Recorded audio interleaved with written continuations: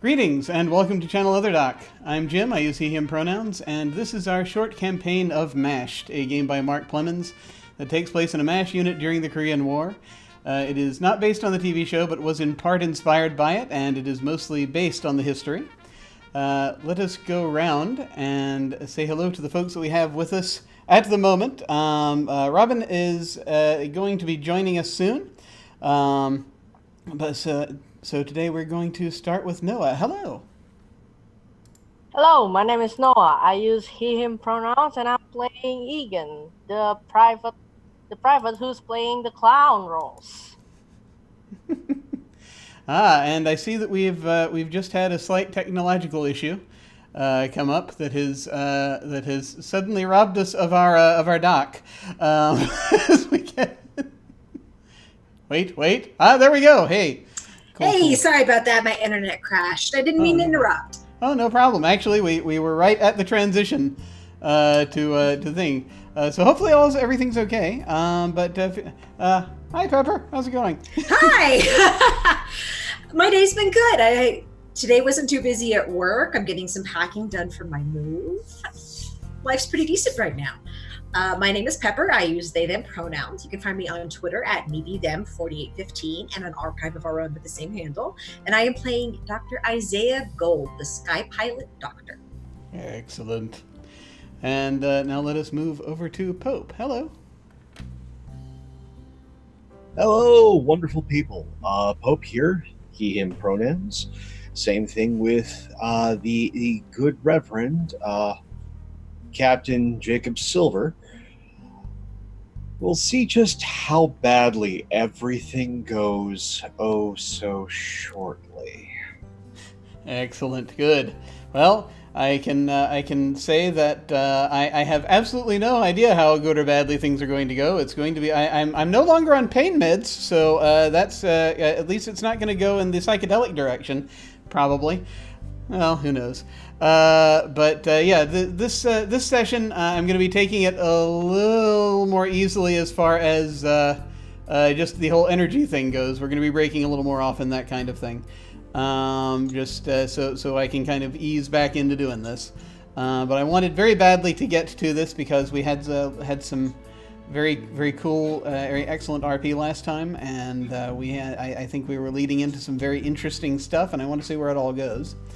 So we're going to get into that. Before we do, though, as a reminder, like we do with most games on this channel, we're going to be using the X card, the N card, and the O card.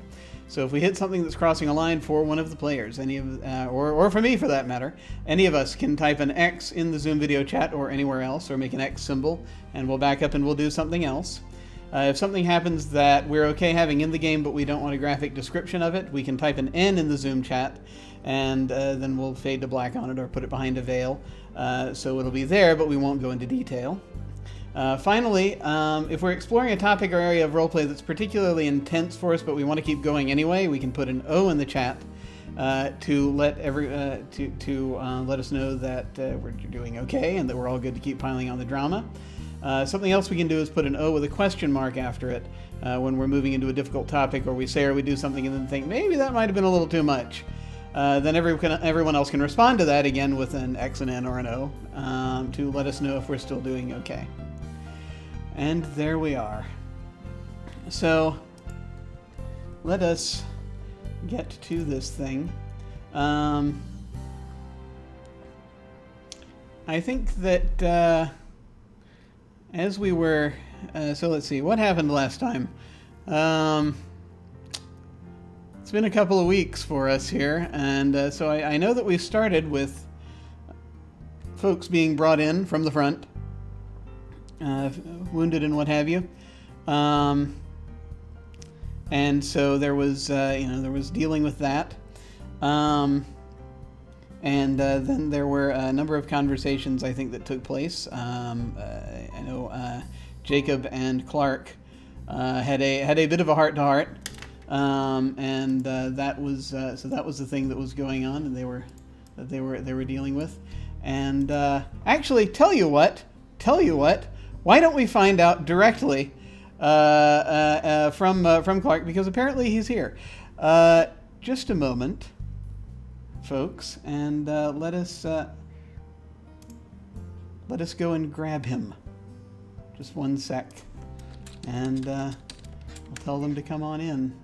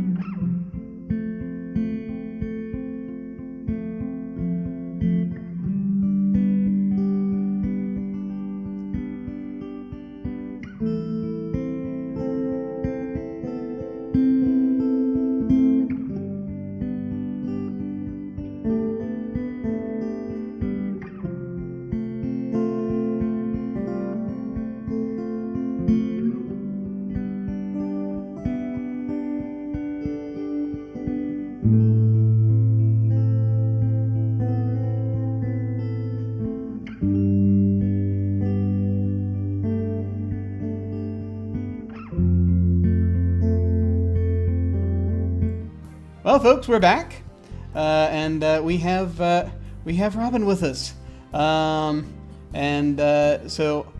we just did intros. So if you want, you can go ahead and say who you are and who you're playing.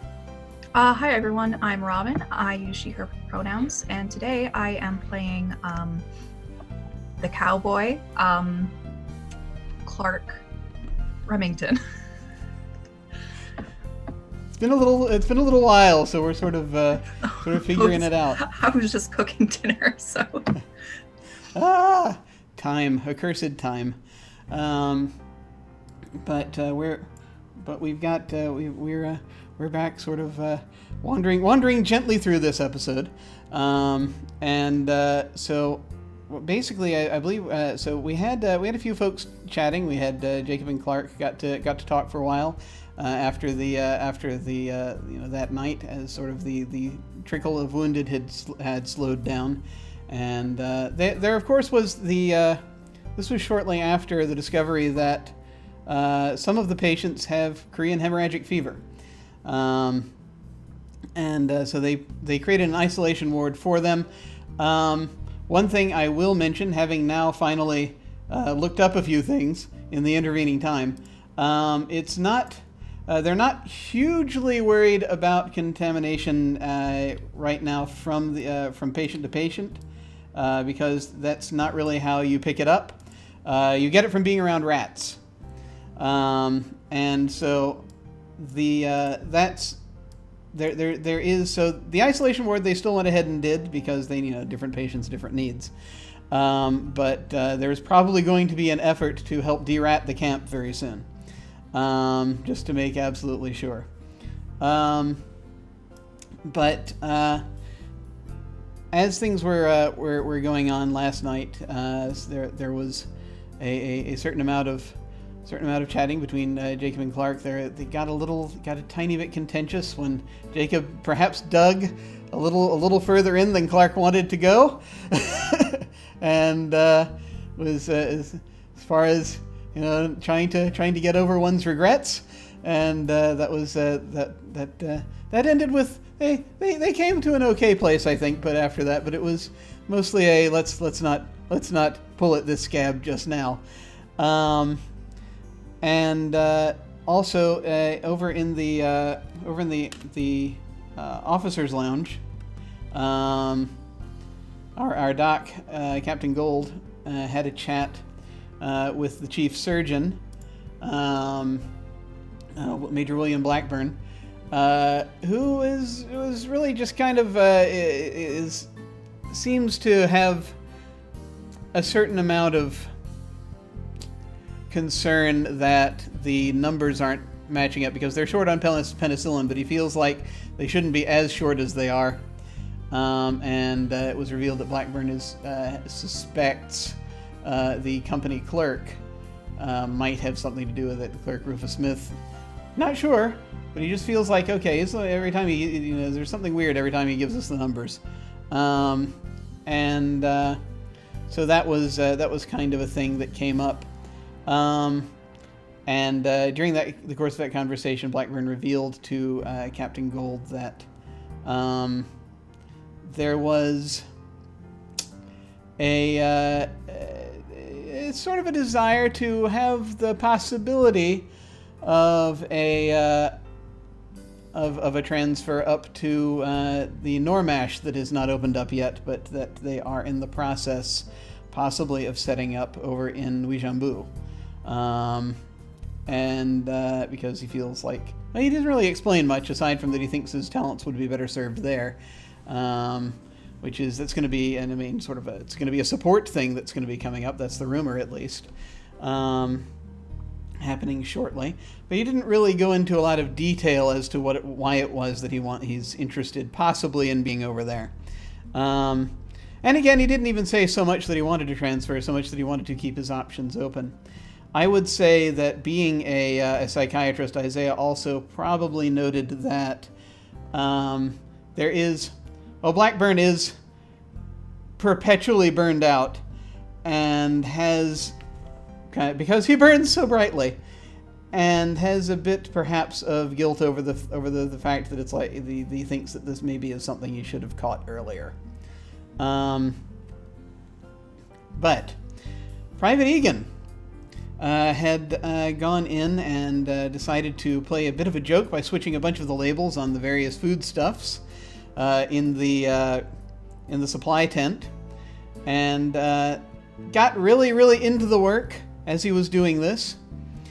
And as this happened, toward the end of it, sitting there in the dark, someone stumbled into the supply tent and went over to the locked off portion where some of the medical supplies are, grabbed a box of something, grabbed another thing off the medical supply, off the just the regular supply shelf, started stumbling out the door. Egan tried to get out, beat him to the door, and ran into a few obstacles, kitchenwares, utensils, things of that nature. Made a lot of a racket as this individual reached the door, opened it, and was revealed in the moonlight to actually be the company clerk, Rufus Smith, who just sort of glanced, just sort of dazed over Egan's head and said something to the effect of, "No, it's okay, Mom, I'll put it back," and shuffled out, revealing that he was in fact sleepwalking. Egan then went and told Remington as he was bedding down for the night. And that is where we left off. As folks settled in for the night, and we're now going to go to the next morning as we see what happens next. I cannot wait. So, morning comes. At the crack of dawn, typically, I'm pretty sure. Did the Padre and Clark want to get up before they play Reveille? That was Jacob's plan. I feel like they probably get everyone up very early. In any case. But it is the middle of summer, so the sun will not quite be up yet, but you can see it sort of out on the horizon.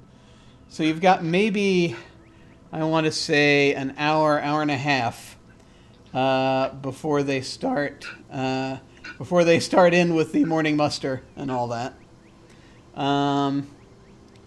So I am assuming, is everyone, I'm going to ask just Isaiah and Egan, are the two of you also going to, or do you get up, are you early risers, or are you going to wait and get up with everyone else? Isaiah is very much an early riser. He's often up before the sun rises. Like when the folk in the kitchen are preparing and getting everything ready to feed everybody else when they wake up, that's when he wakes up. Okay. All right. Cool. Yeah, the no, KP is kitchen police. So I don't know that we have that. That's a duty. But yeah, the cook is up off in the mess tent. So that's, and there various guards and what have you that are up. And so Isaiah is up. And I assume, does Egan get up with the other recruits, with the other the enlisted men? Yep, he's gonna get up, and he can't wait to see the fruit of his labor last night. Excellent. So you're probably, you might wake up before they play the trumpet, but so you're sort of waiting eagerly to see what happens. Yeah. Two folks are up. So just for the purposes of knowing where everyone is, you have a little time. Is Egan spending that basically with everyone else, the other enlisted folk, or are you wandering around somewhere? Well, I'm wandering around and looking for my man Clark. Okay. Let me ask then, before we begin doing all manner of things, including moves, I'm going to ask Isaiah, when you get up early, because you probably got up earlier even than Egan, where you would be in the camp this early. He would honestly be in the hospital. He would be checking on the patients there, seeing if anybody needed anything, basically just doing his rounds. Excellent. Okay. I think that I'm actually going to have you do a move in a little bit, but I want to see where some of this goes first, just to see kind of where things are with the patients. I think I'm going to have you do another diagnose, just as sort of a general practice diagnose, just to see kind of how everyone is doing. It's so we'll jump on that in a moment. Let's see. I think for Egan, I'm going to have you make an eyeball roll for me. So this is going to be rolling plus skill.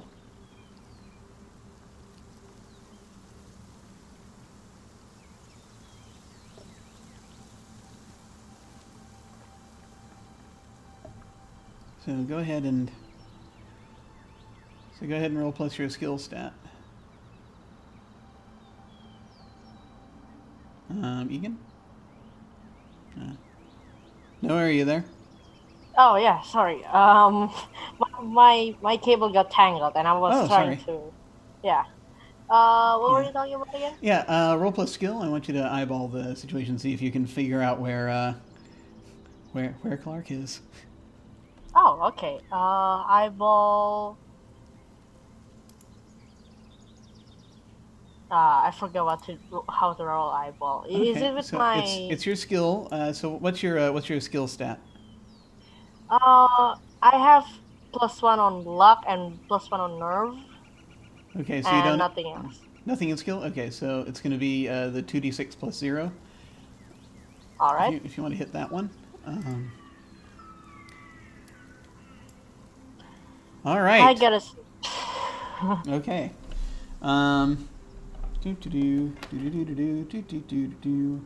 Let's see. Which one of these shall I advance? Yeah.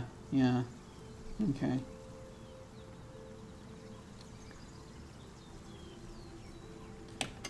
Good. So, yeah, I think that I'm going to come back to you in a little bit. All right. As you are sort of wandering around looking, you're not going to find Clark, but I'll see kind of where things are going to lead in a minute. So what I'd like to know now is, so Jacob and Clark, are you meeting up first thing? Is there anything you're going to do first? I'm just at my ambulance, just making sure I've got Okay. full of gas and tire pressure's good. Checking the transmission fluid. I'm checking the motor oil, seeing if we're all in working order. It looks like you are good. So I presume you're planning to take the ambulance down. You're not gonna grab one of the jeeps or anything like that. No, it's my vehicle. I'll take it. Okay. I'm not taking someone else's car. It's super rude. Who does that? Not me. I'm a good person. I don't take other people's trucks. All right. No, that's cool. That's cool. Jacob, what about you? Getting up early and actually looking to talk with Isaiah real quick. Okay. Before rushing off before reverie and trying Gotcha. to nab those antibiotics. Okay. In that case, you're going to know that Isaiah usually gets up early and does the rounds. Yeah. So you're going to find him in there. So Isaiah, if you would actually go ahead and make your diagnose roll so that we can see what kind of situation we're entering into here. Absolutely. 8. Okay.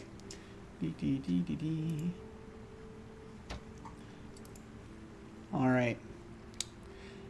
So, as he pulls up multiple things in front of him, here we go. So on a 7 to 9, hold 1. You can spend your hold for 1 to ask CO a question from the list. Each hold gives you a +1 forward. You can only use it when you answer the question. What I think is wrong with the patient? Has the patient need a prescription or treatment? How serious is the illness? Are looking over. Okay. So yeah, you get a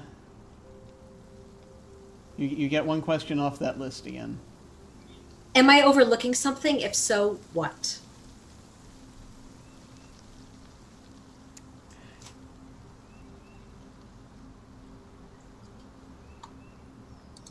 The main thing to as far as you're not overlooking anything here, it looks like you're pretty on top of it, but the main thing to kind of keep in mind is going to be that you're going to want to watch out for the symptoms, more symptoms as they're coming in. So after a little bit, so you're going to have, because it looks like some of them were probably already in the first phase where they're kind of like, it's like they have a cold, like they have a cold or flu, and they already hit the kind of the phase where their blood platelets level has dropped. So the thing that you're going to want to make sure basically is that you have that you're getting dialysis set up, because you know that some of them are going to need it very soon. Okay. So that's really kind of you kind of have pinpointed that a lot of them are in basically getting ready to start the oliguric phase, from the hypertensive phase to the oliguric phase, phase 2 to phase 3 of this. Someone's done his research. Someone remembered how to use Wikipedia. So you're basically, I think probably part of what you're working on doing is getting certain things together. And I think actually now I have figured out how to fold in. I have now figured out how to fold in Egan's failure that was just rolled, because I think once again, you're because Egan was sort of wandering around different places. You didn't see Clark because Clark was underneath the ambulance at the time, so he's going to end up sort of wandering by the area where the patients are, and he's again and so he helped you set up this ward. So you need him to now get dialysis equipment and get all that set up. All right, that's what I ask him to do for me. And Egan's startled because he's just suddenly get told to do something. Just quickly rushes up and be like, "Sir, yes, sir. I mean, madam. I mean, all right." And he just scurries off, do whatever he's told to Yeah. do. I think it's like briefly you just sort of there wasn't anyone around because it's before Reveille, so I think that the way this worked out is that Captain Gold is Dr. Gold stuck his head out of the post op, and Egan happened to be passing by, and I think so that's kind of what's going. So so yeah, Egan the heads up. Thankfully, Egan now knows exactly where the dialysis stuff is, because of having spent so much time in the supply tent last night. You're able to basically there's a little requisitioning process where someone has to go in and there's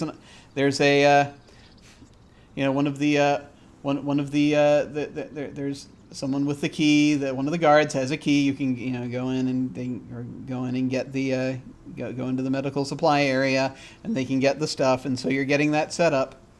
And I think sort of Dr. Gold, as you're heading back in to check on the patients, and it looks like it does look like Santini, that first case that you had, he is starting to have a little bit trouble urinating. So it started a little bit. So you're just mostly right now you're just keeping him comfortable. And Jacob, you're going to walk up as this is happening. I hate to bother you, Captain Gold. You know immediately something's wrong because he's not needling you. Is everything all right, Father?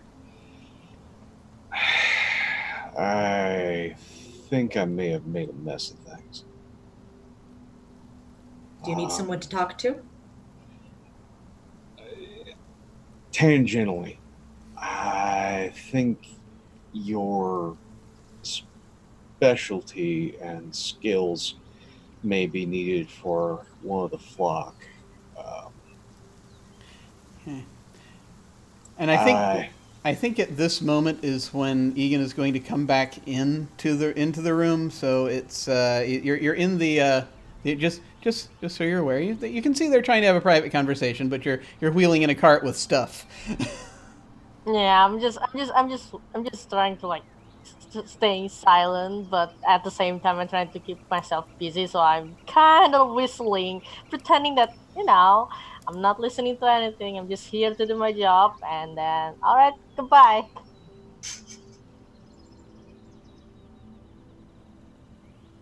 I have concerns about Remington. There can't say too much because most of this was in confidence, but what I can say is they're not in the best frame of mind. And as much as I was able to accomplish, I kind of undid it all with just one turn of phrase. This is a problem I can't fix.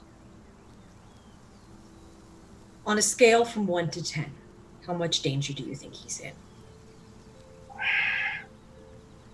It's a 5 heading into a 6.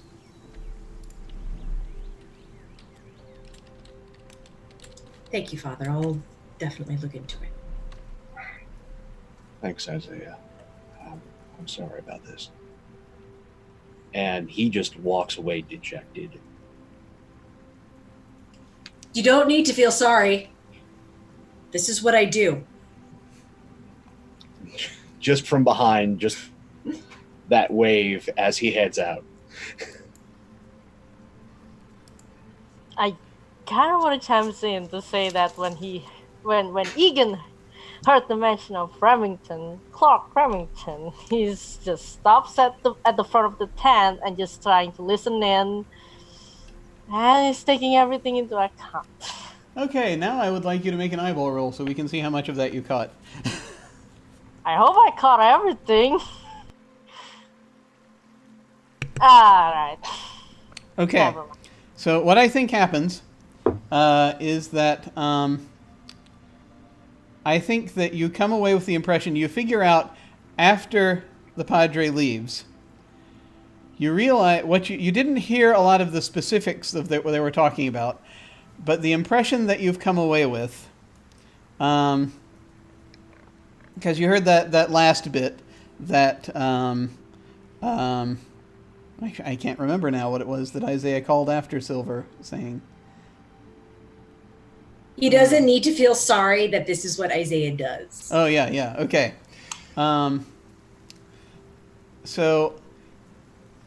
But I think, Egan, you have come away with the impression that something terrible has happened to Clark.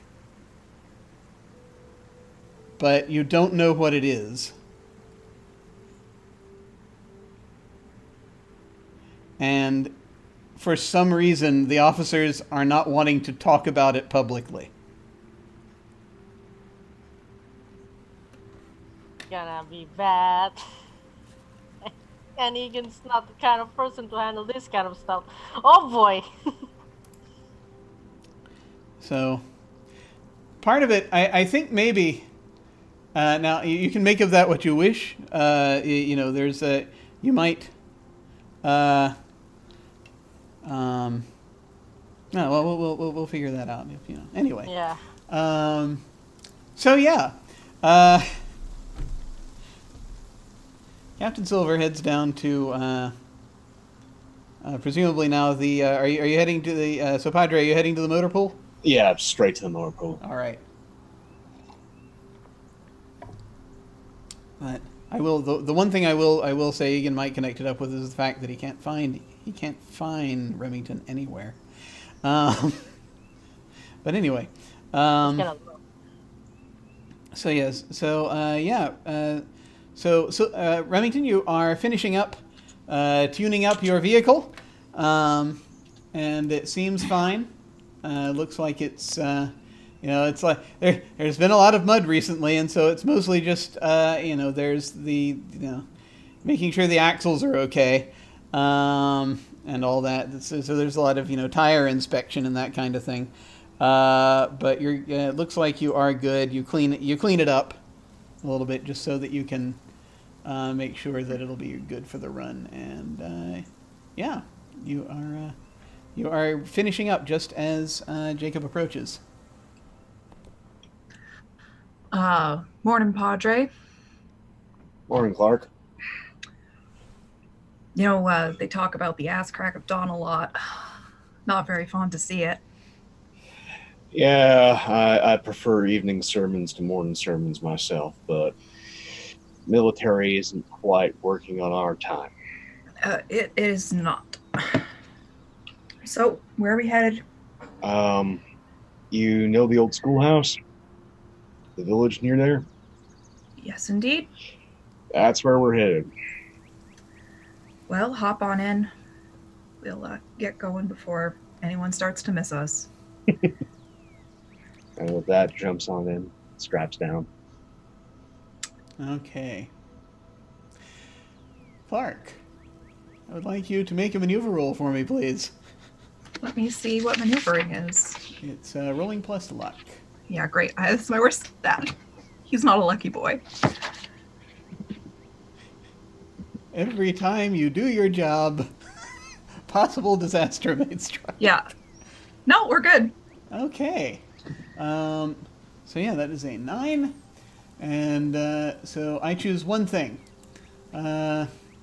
Accidentally leave someone or something behind, have an unexpected encounter along the way, be slowed by terrain and or weather, takes a lot out of you. I'm going to go ahead and mark a thing here. So as you are heading down, the wind picks up. And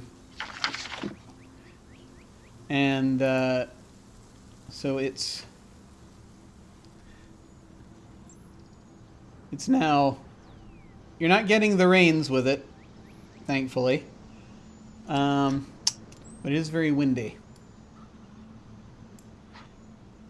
And so it's staying stable on the road it's not a huge challenge, but does require a little more of your attention than normal. You head north, just a few miles up to this abandoned village, where they do have a schoolhouse. This is probably, I think, from those who have communicated with the locals about this, this was the village where they had the new schoolhouse, because the old schoolhouse was where the 809 trash dump is currently. It was, they actually built one in the village, and then the line started moving and they ended up evacuating. So,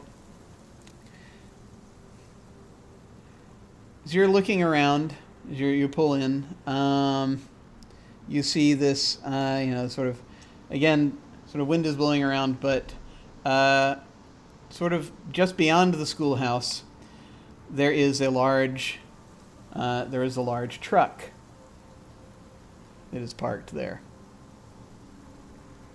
that you can see the front of. Snaps fingers. That's who we need to see. Mark coming with you? I'd stay at the truck in case our friends get jumpy. Are you packing? No. Do you think maybe you should be? No. All right, then. I'll wait out here. But if things go south, If things go south, you get in the damn ambulance and you drive away. what about you? I'll be fine. Are you sure though? Yeah. Because you just told me you're not packing. Yeah. You know, not everyone is as nice to priests as you think. Yeah.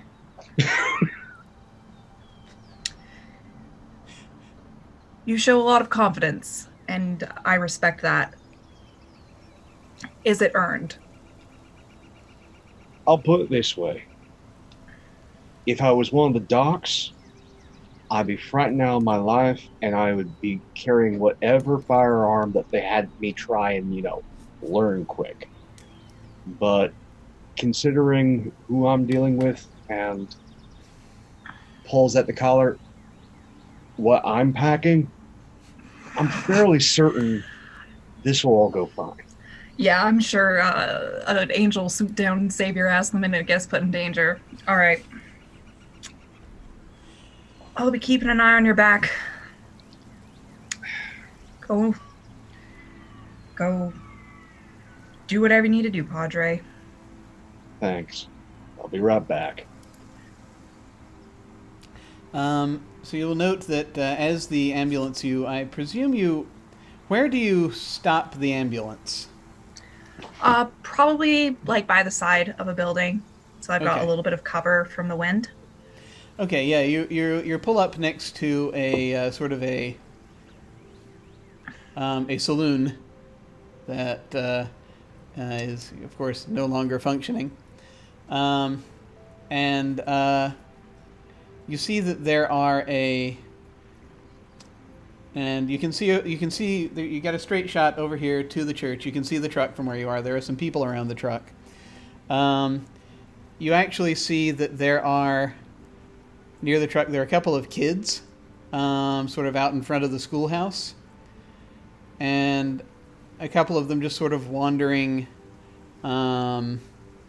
just sort of in the in like one lot over from the saloon, and they're just, you know, they look like they're about maybe, I want to say in their either preteens to early teens. So, you know, 11 to 14. They're just sort of a couple. They're kind of hanging out. A couple of them are kind of throwing a ball back and forth a little bit. Can I like take a closer look at things to make sure everything seems on level You certainly can. before I let our only Padre go off alone? You may go ahead and eyeball the situation. Go ahead and roll plus skill. One.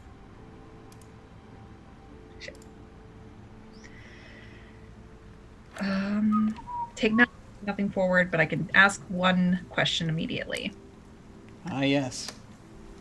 Well, I just want to see is, what's the one? Is the situation what it seems?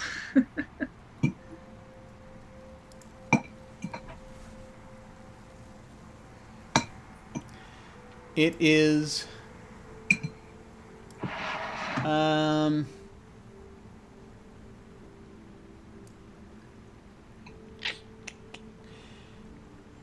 the surface, yeah, these kids are, well, yeah, these kids are just kind of hanging out, being kids to an extent. So, yeah, I mean, there's not really, doesn't Nothing seem looks to amiss? be, nothing really looks amiss per se, aside from the fact that they are here. They, you presume, do not live here. Unless they do live here, in which case that would be terrible because this is not horribly far from the front. Are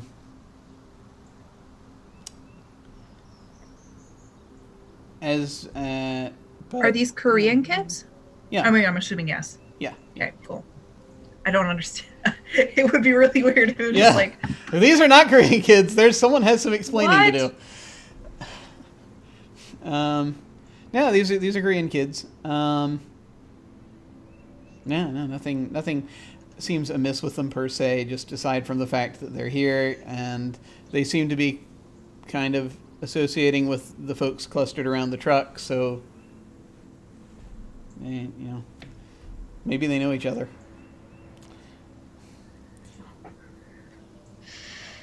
But none of the kids are packing, as far as you can tell.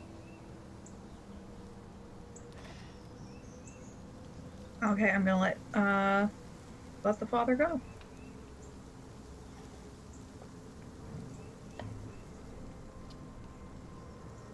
I'll be right back. Don't do anything I wouldn't do. We're gonna put a pin in that.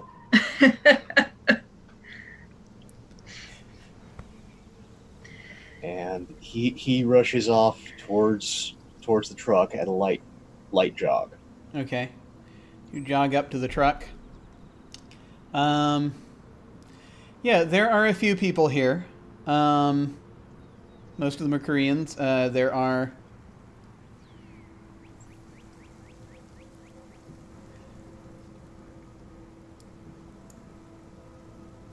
I think there are one or two soldiers here. They who look like they're not attached to the MASH. They're from another unit. Looks like. Just kind of hanging out and chatting. In the back of the truck, they're talking to someone who's in the back of the truck. You see this gentleman. Now, it is possible that you would know who this is.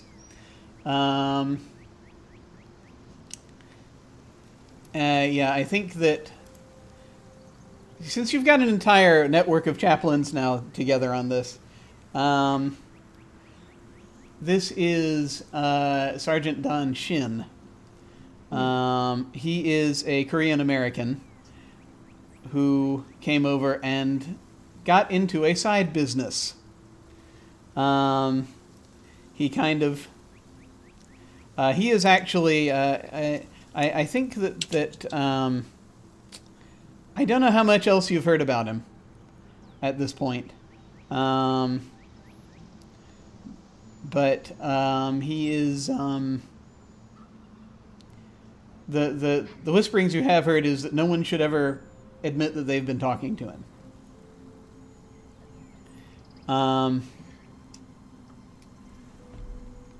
And you see, he's got he's talking to people, and a few of the Koreans he's talking to just back and forth, and he's they're sort of passing a box down to one of them, and he's sort of chatting. And he's got he's wearing just a t-shirt and the military trousers and boots. He's about like 5'10".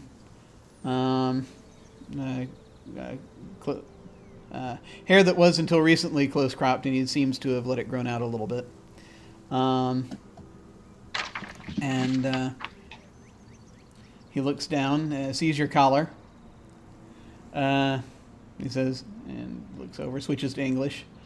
Father, hey, what brings you out here? Good morning. Old friend Father Morgan suggested I walk on by this morning. How's the old guy doing? Doing pretty well, all things considering with the weather. But You can tell me about it. I'm primarily here because we've got hemorrhagic fever back at the MASH.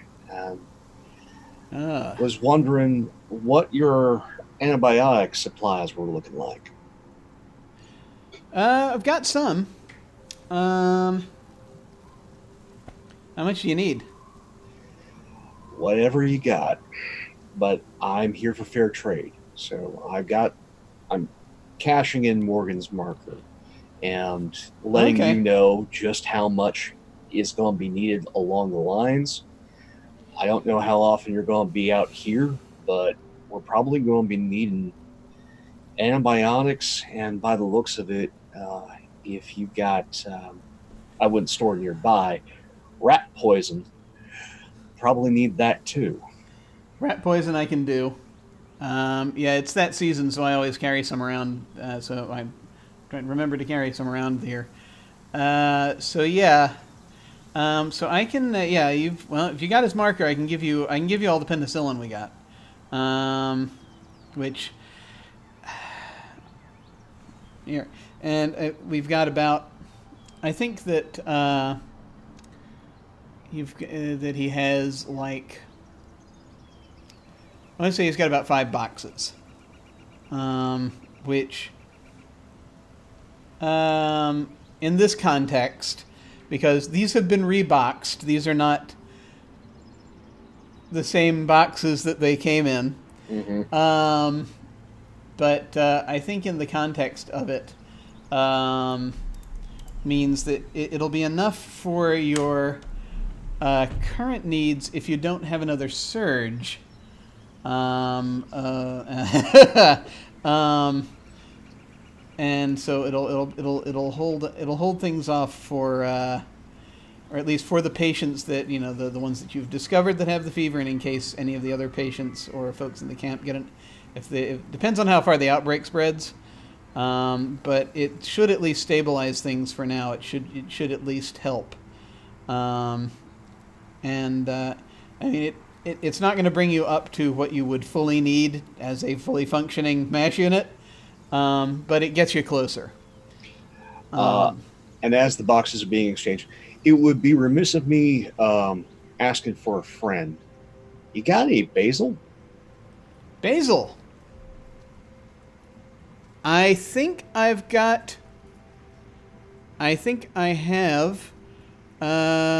Yeah, I think I got a pot of it left. Hang on. He goes over. It's like he holds it up. There's this little clay pot. He looks in.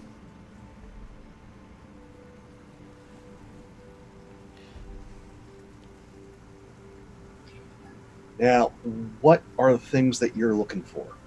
Well, we've got. There are a few things we can. There are a few things we got. We can. Well, let's see. We're good for well, clothes. Clothes will be helpful. I got a few right now. Strangely enough, what I have most of is uniforms. But it's Yeah. depends kind of which side you want as to how many uniforms. Looking for a few. Kind of like sporting equipment we're kind of short on right now. Huh. So we could use some sporting equipment. We've got. I can get you a number. I can get you a bunch of things. You can pay for it. We've got. We're good for. We're good for records. We've got. We got a few movie tins actually. Oh, I so might we're good for those. be back another day for those, but I Yeah. want to make sure next time that we meet face to face, I've got some things that you need. One thing, well, if you want a lot of credit, one thing that would really help, aside from the sporting equipment would be good. If you've got, so unsigned documents are sometimes helpful. If there's anything, if you want to go that way, it's just sort of. Yeah, unsigned documents are helpful if you want to go that way, and those would be of help. We're Would you like kind of some- running low on passes, on day passes. Can't do much on passes, but I can get you some family leave forms, emergency family leave forms. See, those would be good. Those would be good. I know. All I right. know a few places those would be good. He's just sort of thinking for a second. You know what? I should have probably had you do this a little earlier, but things were going seemingly well. No. This is just still a simple trade. I don't think we're not really getting into too much of an influence. But he's thinking for a second. How badly do you need the penicillin? What you're handing off to me is great if we don't get another surge. Between you and me and God's ears, we're going to have another surge. Yeah, I was kind of thinking. Okay. So look, I'm not going to be able to get my hands on more probably for about another week. But I do know where you can probably find some. I should probably. I mean, I don't want to get anybody killed. This is the thing, though. So I'm a little hesitant to tell you where this stuff is because it's going to be dangerous. Dangerous is in like disreputable folk dangerous, or dangerous as in I'm going to have to worry about shells? Yeah, more the second kind. This is real close to the front. And a little bit on the other side, actually, if I remember right for right now. I'd rather know and not need to go than need to go and not know.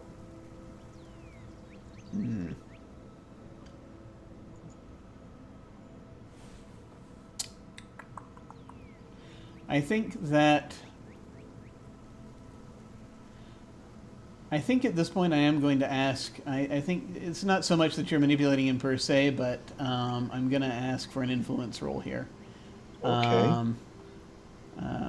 So, I mean, let me know if you would like to pull a rank or seduce him, but otherwise, roll luck. No. I will go with my luck. Okay. Because one thing that Padres get is luck. So we'll see if I get lucky or not. I'm lucky enough. You are indeed lucky enough. Okay. So he says, okay.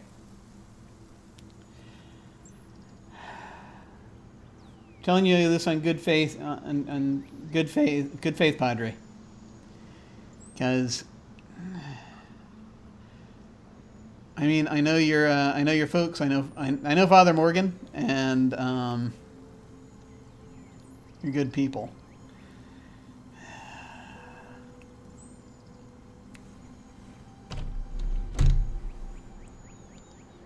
So yeah, so there's a little town. It's kind of northeast of here. Well, used to be a little town. Not really much of it left anymore. But before they evacuated the hospital,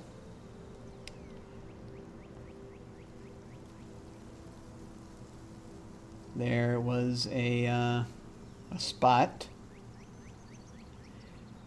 where they put some of the rest of their medical stores, and I happen to know they didn't have a chance to retrieve them. They're gonna probably have some penicillin in there. All right. And You actually, gonna be back here next week? Yep, back next week. If you're gonna if you're gonna send somebody up there, just make sure they're well protected, because I understand. yeah, But if you're Scuttlebutt gonna be- is there looking at trying to start a ceasefire in a little bit as they're going into some talks. Again, if that does any good. Yeah. But we don't know till it happens. All right. But if you're here next week, I'm gonna make sure you get those forms. All right.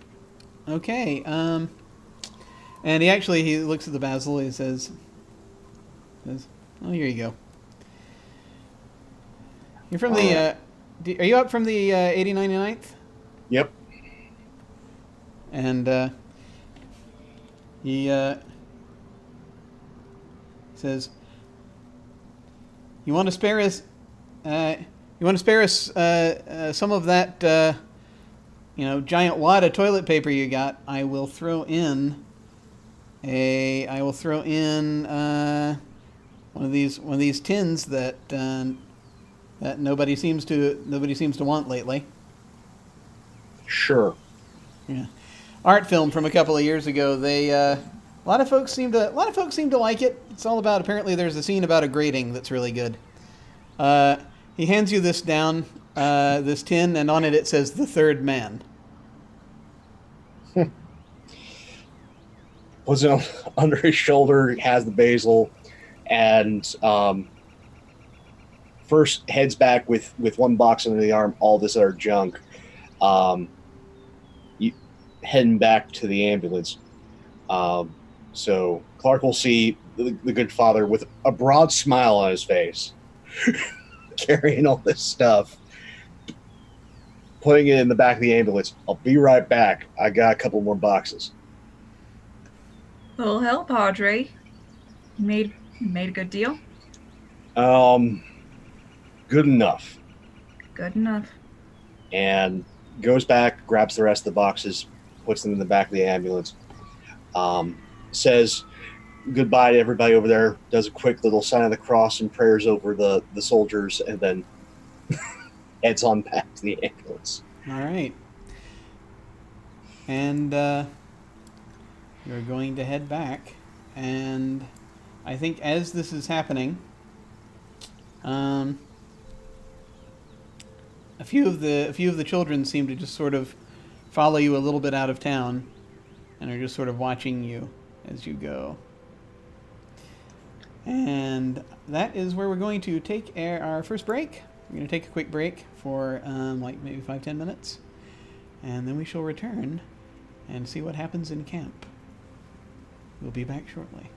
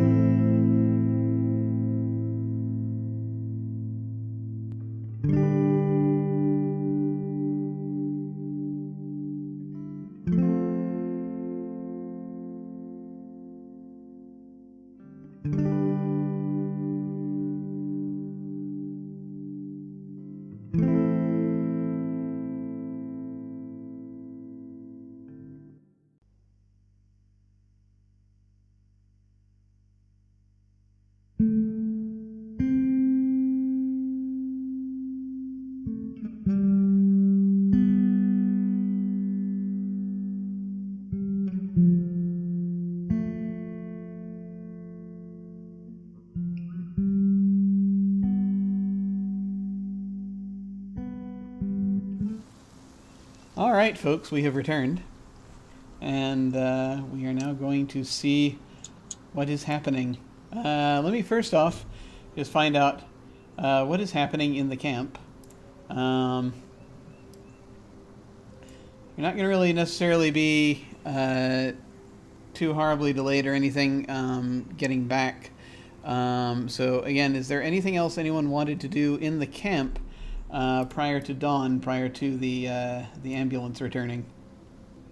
So this is a question for Gold and Egan. Yes. Isaiah wants to see if he can sneak through Smith's office. Interesting. Okay. So yes, you're going to head over to the you're in the same building, so it's not really too much problem. He has an office. I think is sort of closed off by the an HQ.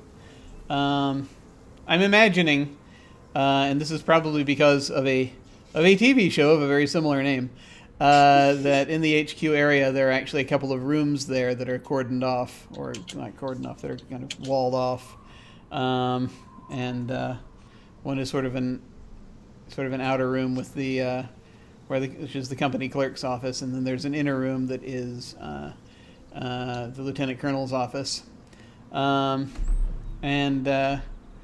so I'm gonna, let's see, as you're heading over there. Actually, Egan would be looking for you, Goldberg, because Well, Egan is with Gold when Gold is finished doing the rounds, because, or well, the up there at least, or you're near enough to him that you can see him. Do you want to try to grab him before he goes off somewhere? Yeah, I'll just Egan's gonna pat them on the back and be like, can I talk to you for a second? If you don't mind, that is. I mean, I know you're probably busy and all that, but I just need to talk to you about something. I'm never too busy to talk to someone who needs me. Is there something you want to talk about? Yeah, it's about the conversation that you had about Remington with Jacob. I'm sorry that I eavesdrop and all that. I shouldn't do that, but Clark is my friends and all that, and I wanted to know what's the situation about him. It makes it seems like he's in trouble or something. It's as a friend, I just want to know what's up with him. I've seen you with him before, so I know you two are close. He's not in trouble. I can tell you that much. The rest is confidential, I'm afraid. I see. Is it something that I should be concerned about? Maybe like his health, or maybe like he's sick. Things could happen in this kind of place, and I just want to look out for my friends. Do as much as I can to help someone. How close are you two? Well, Clark has been like a big brother to me, admittedly.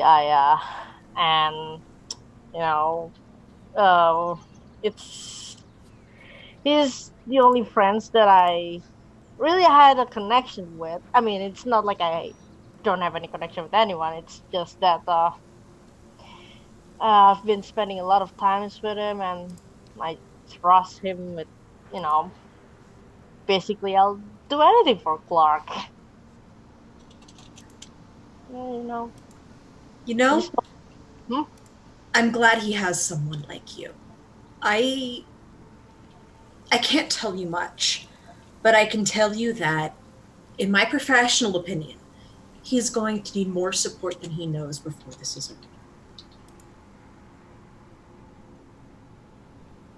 Well, if he needs support, then I'll be there for him. That's exactly what I wanted to hear. Your name is Egan, right? I've seen you around before. Yeah, my full name is Right Egan Hidayat, but you can call me by my middle name because, yeah, you can just call me Egan, doctor. And if you need me around, I'll be around to help you. You know, like I did just earlier. It's a pleasure to meet you, Egan. And Isaiah's going to hold out his hand for a handshake. And Egan's gonna take it, and as he smiles and shook it with excitement, and then pulls back. It's really a pleasure to meet you too, Doctor. You're well. Admittedly, I want to be honest with you. You really seems intimidating at first, but now that I've started to talk to you, you're not as bad as everyone thinks you are, or what everyone's talked about. I've been hearing stuff and all that, but you're pretty cool, pretty swell. There's no reason to be scared of me. I'm here to help. I'm glad to hear that. It reminds me of my dad back home. He's all scary and all that, but deep down he's he's a good-hearted man. My father was the same way. He had a very stern face to the outside world, but he had a soft spot for me. I'm glad to hear that. Well, thanks for telling me about Clark. It really means a lot. I really just don't want to lose another friend. Egan, can I ask a favor of you? Sure, anything.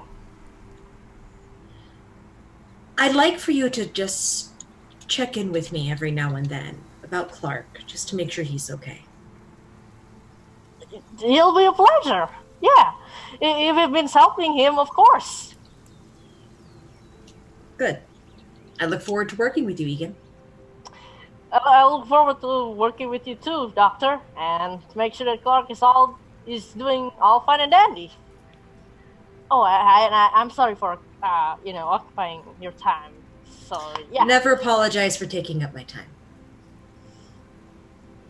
you're really great, Doctor. I'm just doing the best I can. Now, I think the phrase they use is "as you were." I'm a doctor, not a soldier. Right, that's right. Yeah. All right, then, Egan, as you were. Oh, alright. I'm gonna go and find Clark. Just have a good day, Doctor. And remember, if you need me, just holler for me or just look for me. I'll be around. Oh, I'll remember you, Egan. Have a good day. And Egan's gonna walk away with a bit of a bounce in his feet. Just smiles. Isaiah just smiles softly to himself and then goes off. All right. It's a good day for Egan, even though he's a bit concerned over his friends. Yes. So, Dr. Gold, are you going to proceed with your plan to search the company clerk's office? Yes. All right. So, what I'm going to ask you to do? Yeah. Gonna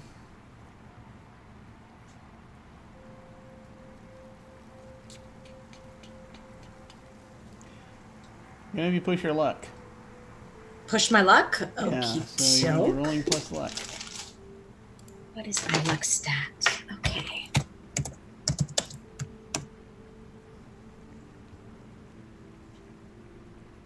Ah! Yeah! That's Excellent. what I like to see. All right. Well done. Well done. Okay. So,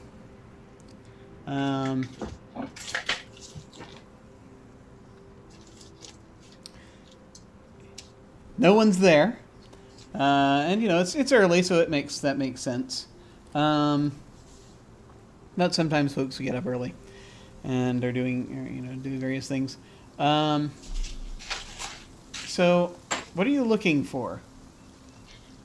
I'm looking for anything that suggests that Smith is involved in something illicit. I'm looking for like a stockpile of some sort. I'm looking for an unusual amount of cash. I'm looking for notes that denote a meeting time, something of the sort.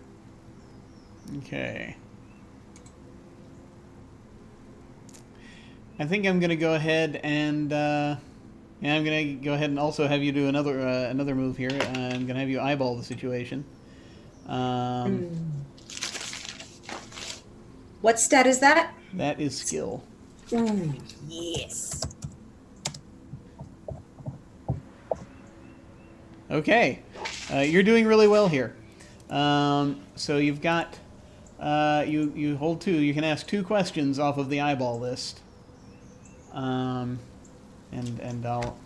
I shall interpret that as things that are happening. Okay, give me a second to look at the eyeball list.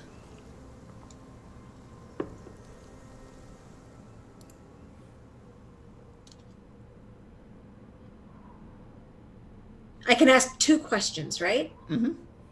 Okay, the first is, what should I look out for? Okay. So, all the things that you mentioned are things that you're looking for, but at the same time,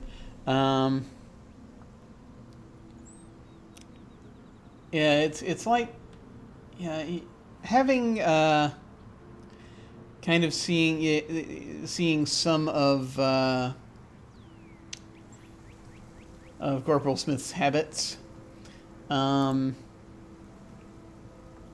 You realize that he actually does kind of have an organizational system.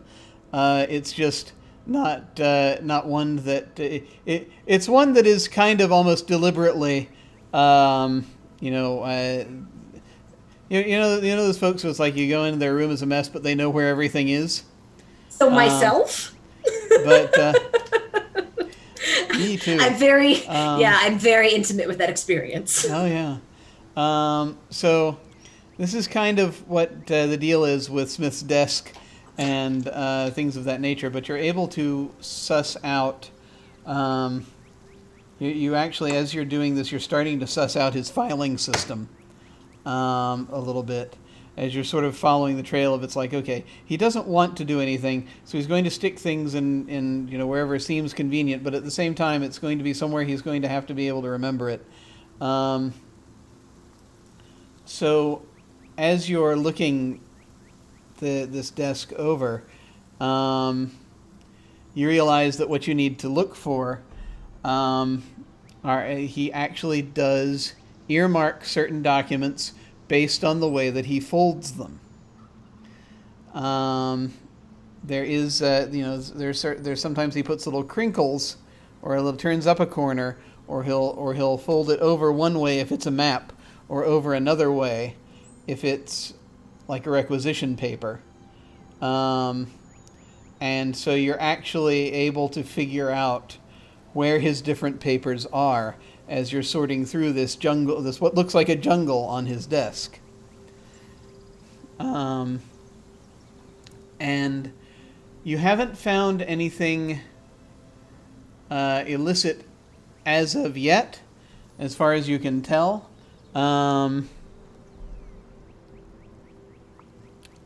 He has a few items that look a little more interesting than others as far as, maybe getting stuff out of them. But before I go into too much detail, do you have your other question you want to ask? Yes, actually.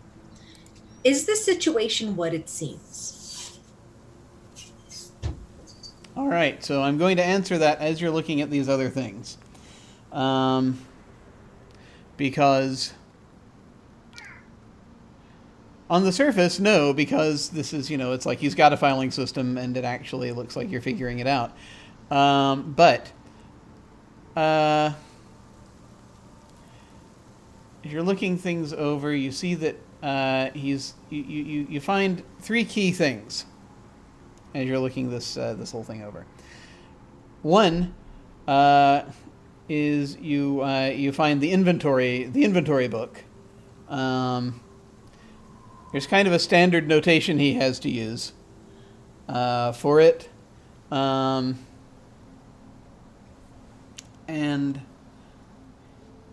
he does put dots next to certain things that perhaps shouldn't. There's nowhere that explains what the dots mean. He doesn't actually have any dots next to any of the medical equipment, but he does have dots next to certain things. There's not really. Usually, it's stuff that there's an overage on. It looks like that's the main correlation. So, plenty of dots next to the toilet paper. I was just gonna say. But that's the first key item. And from what you can tell, that is probably something that is not... So that's one thing that's perhaps not what it appears to be, necessarily, because it's like... but obviously this dot means something. Second item that you're going to come across is he has extensive maps of the camp and the surrounding area. How far out in the surrounding area? Can I tell how many miles based on the map? Yeah, the thing of it is that he has the printed maps. And then there are a couple of things that it looks like he hand drew them that are kind of the same maps. They're just simpler versions of the same maps. And it pretty much is mostly the camp, the entirety of the camp. Into the surrounding area, it looks like it goes as far as...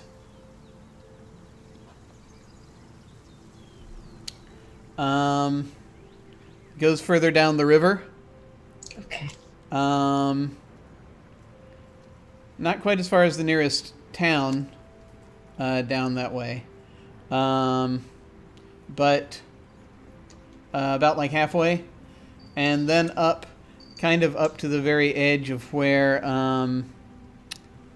as far as going north, kind of up to where almost there's an abandoned village to the north, and that's like just at the edge of one of his other maps.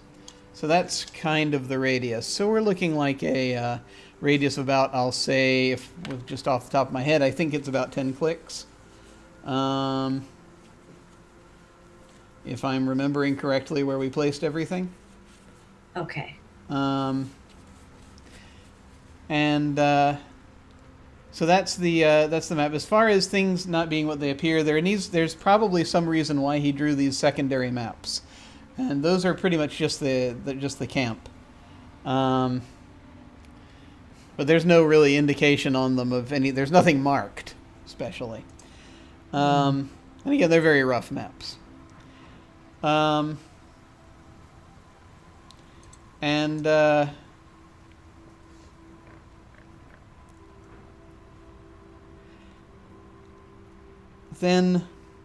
the third thing that you find that's of note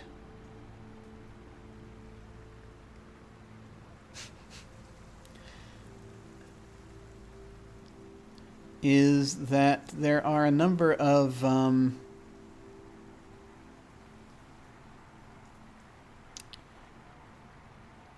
you find a few paperbacks. I think I believe they had paperbacks in this era. They did actually. They were printed differently, a little more solidly in some cases. He says, delving back into what he remembers of some older books, but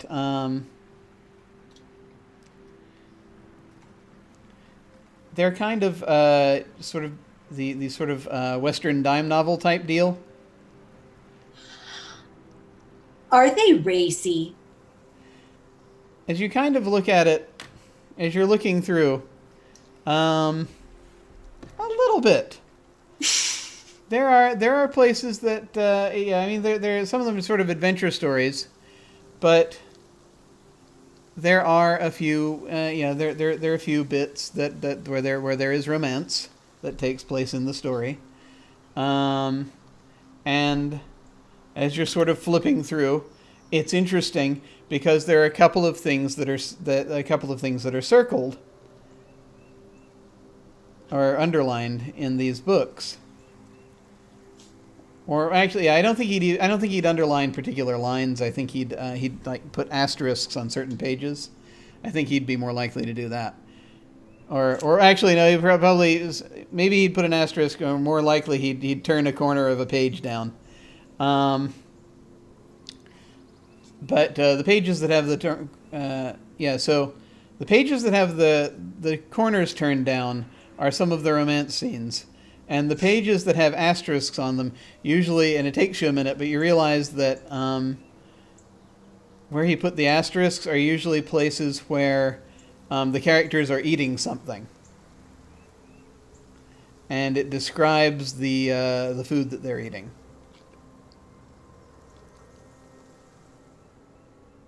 Okay. Interesting. I put everything back as best as I can. Like, I don't know if Smith knows exactly where everything is, if he has like the Elizabeth Salander photographic memory, or if he's just like me and kind of lazy. So Isaiah's going to put it back in the best way he can and sneak out of there. Okay. Yeah, you don't find anything. Yeah, you do know for certain there is nothing illicit really there. There's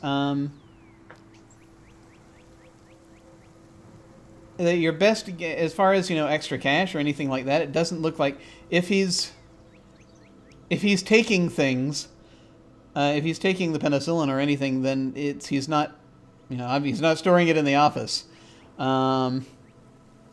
It does look, however, like he wanted to make sure he knows the camp. And he does want to make sure he knows what's in the camp. So that much you're clear on.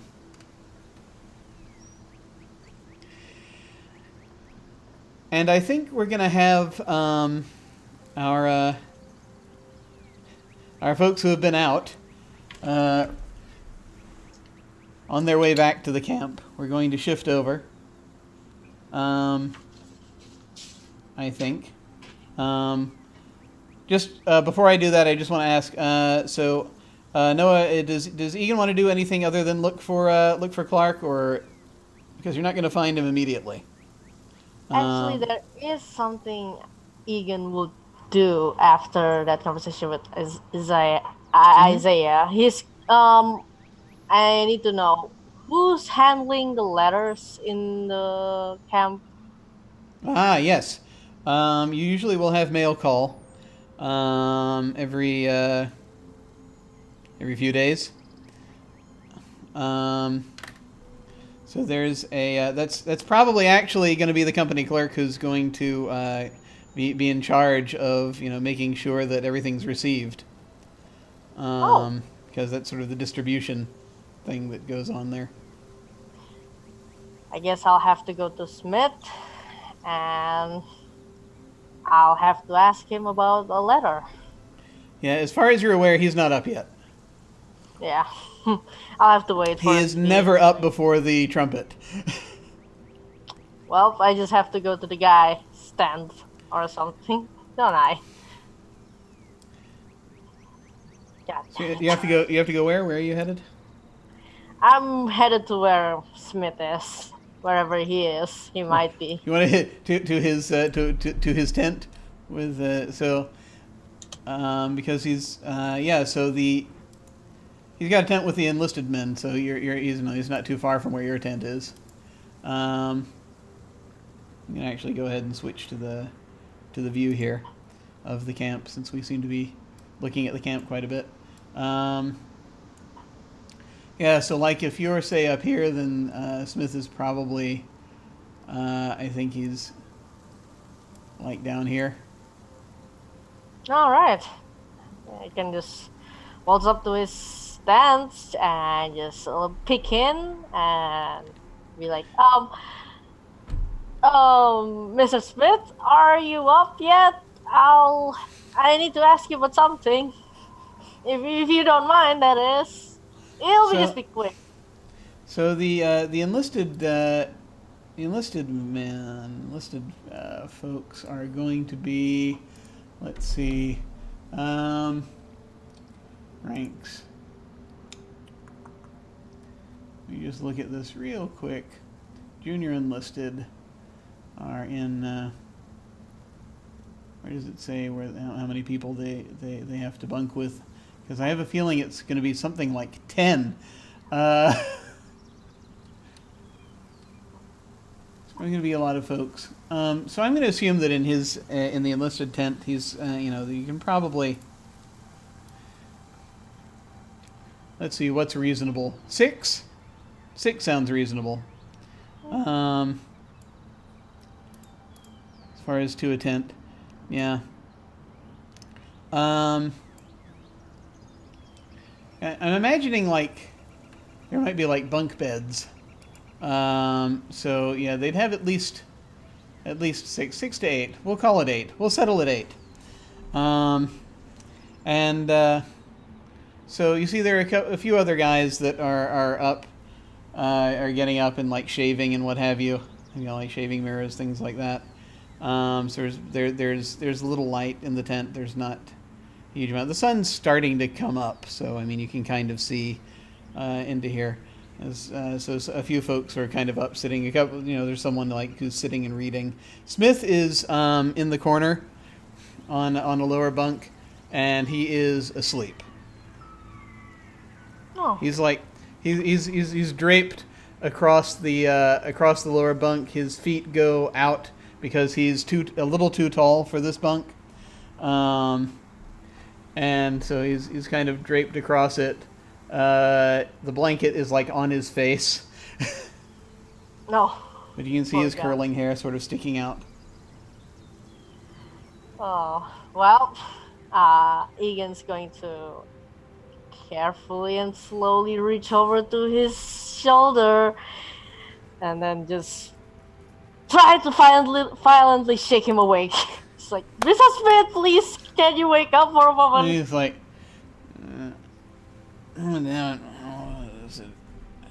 he just sort of is, as you're doing this, he just sort of,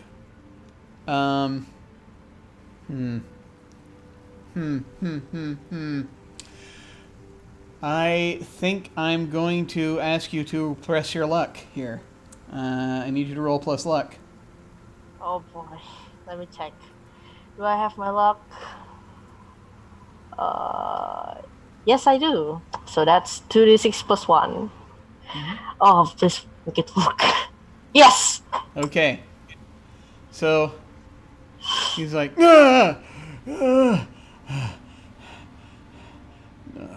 just sort of is shaking his head for a second, and he's like, he sort of pulls the blankets down, and he just sort of looks at you. Hi. Have you come for my soul? No, I'm sorry if you're looking forward to that, but I'm not the Grim Reaper. Go away then. He puts his blanket up over his head again. Well, wait. Sir, I wanted to ask you about something. Have you got any letters for me? Maybe from someone called Brady Parker? He's like got his blanket on his knee and he says, "Wait, hang on, let me check. No. Nope, no letters in here." Well, how about the tent you were working in? The what is it? What is it named? In where he works in HQ or The company clerk tent. Yeah. Egan's gonna say, yeah. Well, why did you check your company clerk tent?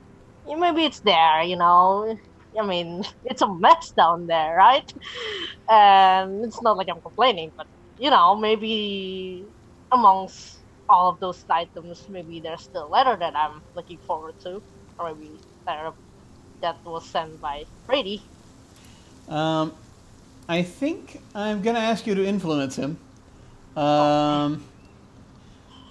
So there's an influence move, but yeah, actually, I still need to figure out kind of what you're going to do to try to get him to move.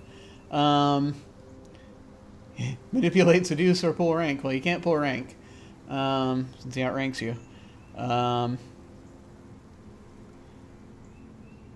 was thinking about doing manipulation, Okay. but that's the thing that I don't know what to do. Maybe I can manipulate him into doing it by Let's move the bribing him with something. maybe. Well, let's actually talk a little bit longer, and we'll see if we land on something. For just a moment, so he's like, look, the mail is coming tomorrow. Oh, the mail is coming tomorrow. But I haven't checked All the in. letters got distributed. I thought. Well, yeah. And what mail anyone came for? But I really need to get that, that letter as soon as I can. It's been like, what? It's been like months now. Probably like, I don't know how long it is, but I haven't heard from my friends for a while now. Something gotta happen.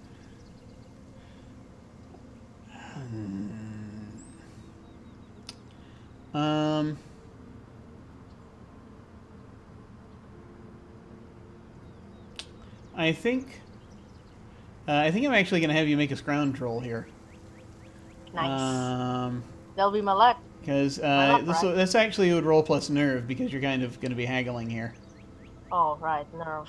Let me check. I get nerve. Oof. I get +1 on it.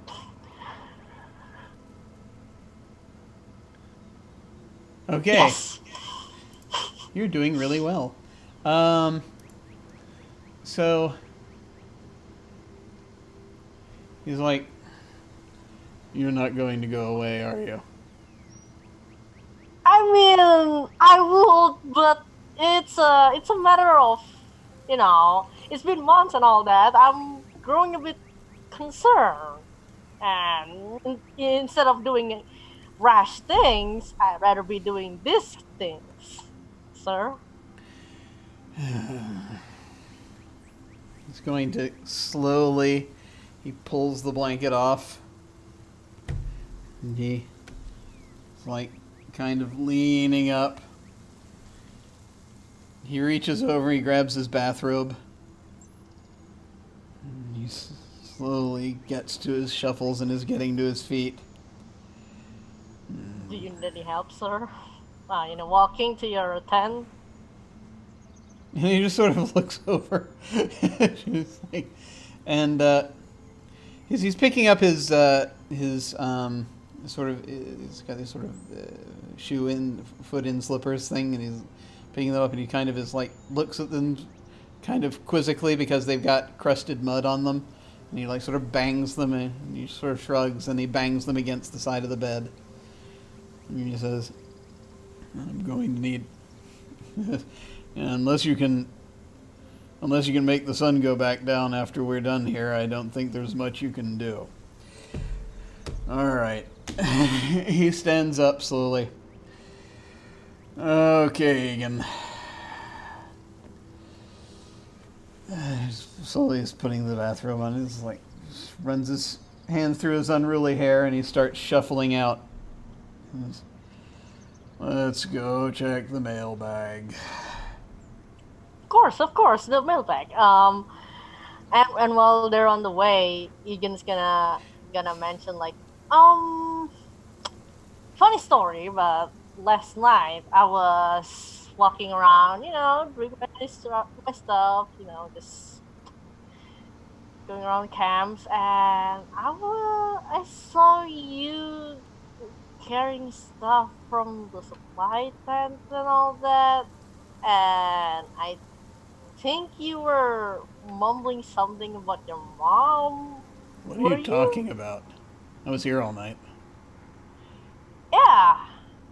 Uh, Maybe you thought so, but I was thinking, or well, I talked to Clark about it, and we think that you might be sleepwalking. Does that ever happen to you before? Very funny. I don't sleepwalk. Whoever you saw, it was somebody else. And he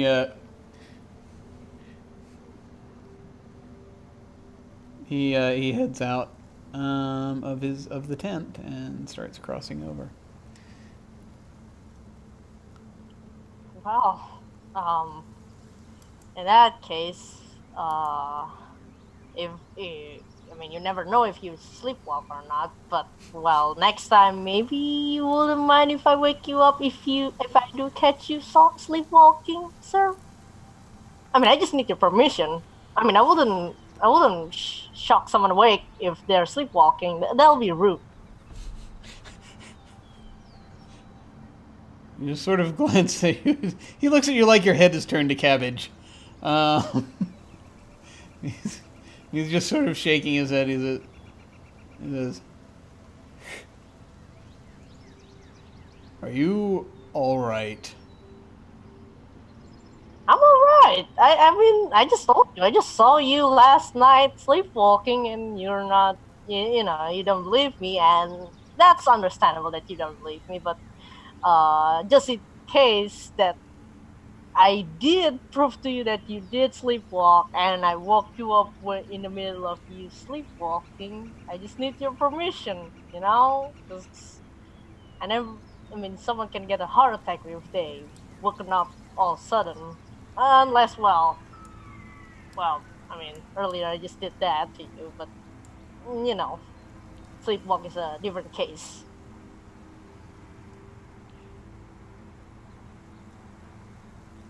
He just sort of kind of shakes his head. He says, "You're a funny guy, but your timing sucks." Very funny. Yeah, yeah, that's me, the funny guy.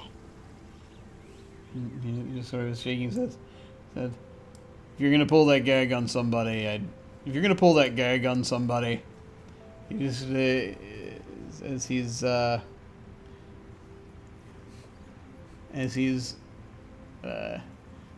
moving as he's moving around as you're heading over toward HQ, um, and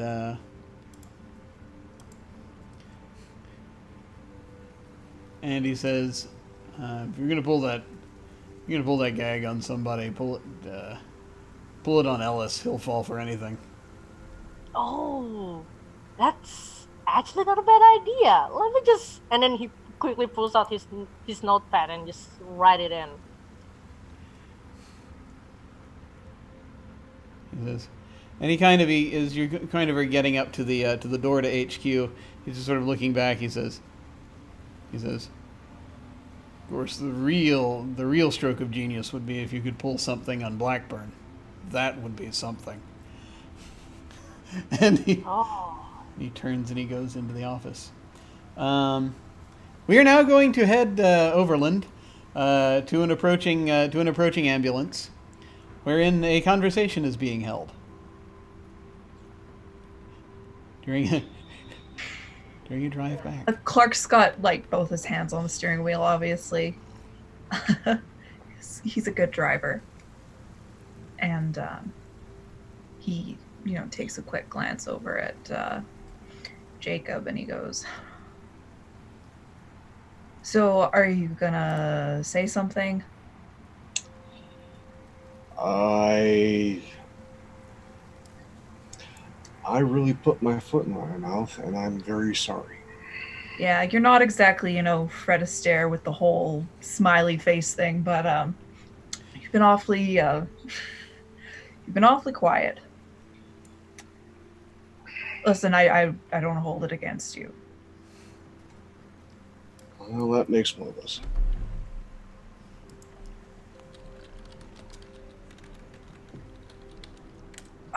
Listen, it's not really. I'm not a feelings person, okay? I'm not the kind of guy to talk about stuff. but you were just trying to help, and there's nothing wrong with that. It's just I don't really need it.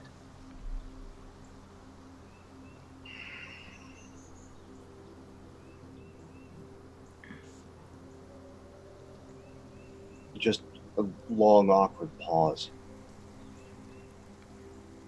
And then you were trying to talk. I just managed to find the wrong words at the exact wrong time. Yeah, you might want to work on that a little bit. Not everyone's going to take it as well as I am. Yeah. That's, there's a lot of guys around there who are a little more trigger happy than I am, and they're walking around with their guns, and, you say the wrong thing, they might try and take it out on you. Look, I'm just giving you a heads up. Yeah. Well, I'm just far more used to people who are under either heavy sedation or the dead. So my people skills aren't necessarily the best. You're doing all right now.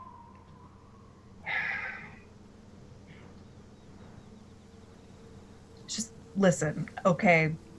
I mean, I'm not the only high school dropout in camp. I'm not worth whatever effort you're trying to put in.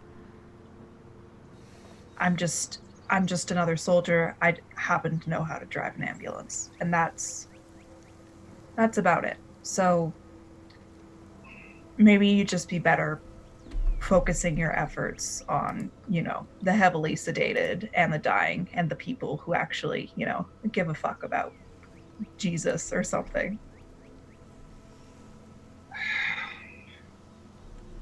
I don't care about your faith, Clark. I care about you. That's what I'm saying. Go care about some other guy who's, got a future ahead of him. Who's actually, doing something with his life. It's not about future prospects, Clark. It's about living and being okay to live with yourself. You're treading on, you're treading on dangerous territory there, Padre. Yeah, I am. Anyway. Got a movie in the back. Yeah? Which one? Some art piece called Third Man. I can't say I've seen it. And that is, in its own way, a godsend. It means that we can actually have movie night and not use the same two reels that we have been for the past 6 months. Yeah, I'm about ready to, jump in that river and just let it take me away if I had to watch that again. Son of a bitch. We don't have to worry about watching the sanitation video for the 15th time. But we probably should make this supply run again next week, if that's okay with you. Well, a priority is always going to be, people who have bullets in their guts. Presuming that no one's getting shot next week, sure. You've got my wheels. Thanks. But I don't feel like pressing things, but I care about you and I want you to be okay. And I want you to be able to leave this place with a little hope. Okay. Now, you're a good person, and I'm happy to help you out. But you're really overstepping your bounds here. You don't get to care about me, okay? I stay on my side of the the confession booth. You stay on yours. And you don't cross over. You understand me? I like you. Just But starts you fiddling. need to stop. You need to stop trying to save someone who doesn't need saving. Pulls the collar off. I'm trying to pierce you, by the way. By all means. Okay, sweet. Aha. A verbal jab. Plus nerve. What's my nerve? Okay. It's +2. Let's look at our conditions.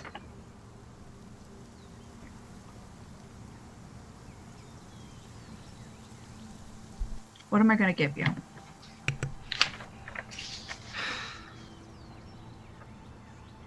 Can I give you humiliated?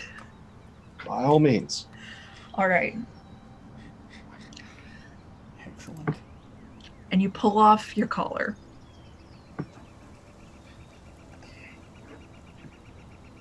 Fine. Just fine.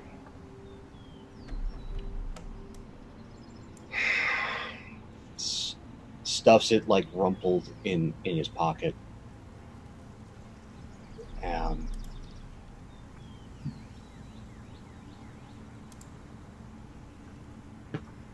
Fine.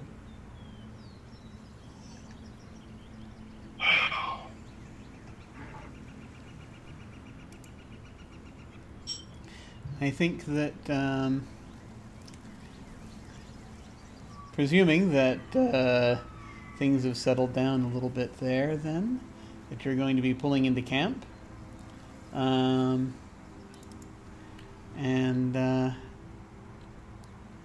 it's going to be, let's see.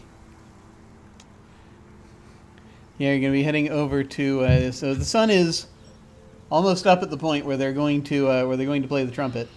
Where do you pull into? Do you pull into the motor pool, or do you drop Jacob off somewhere first? Or what are you gonna do? I pull into the motor pool. Okay. Cool. He's not getting the drop-off treatment. No.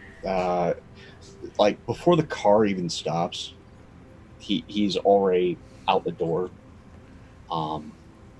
Pops out. Not like a slam, but just like throws the door closed.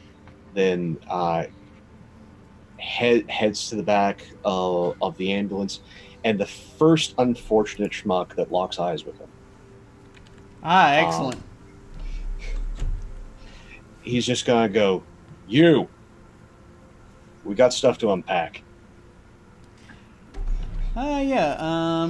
You can you point to a soldier who Yeah. is kind of up, and yeah, it's like he looks over. You grab hold of.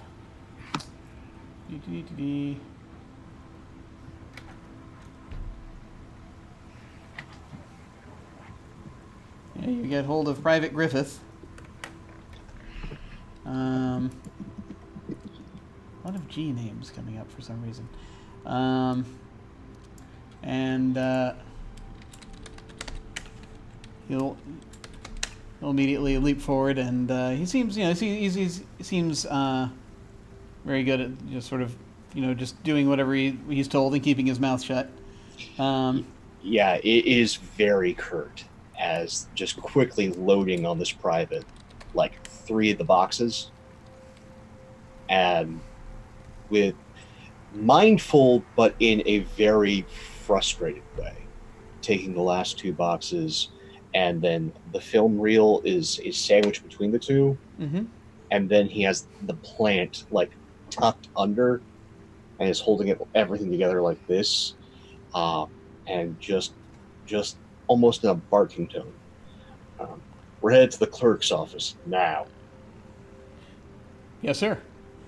And Private Griffith is going to start carrying these boxes over there. Let's move over to the clerk's office, shall we? Because there are people in there. This is after Gold has already headed out and is doing whatever last minute things that Gold needs to do at the end of just before the official mustering. And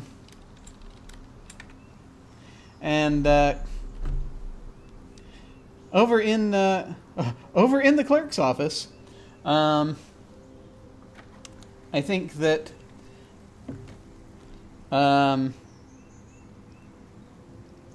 we see Egan and Smith.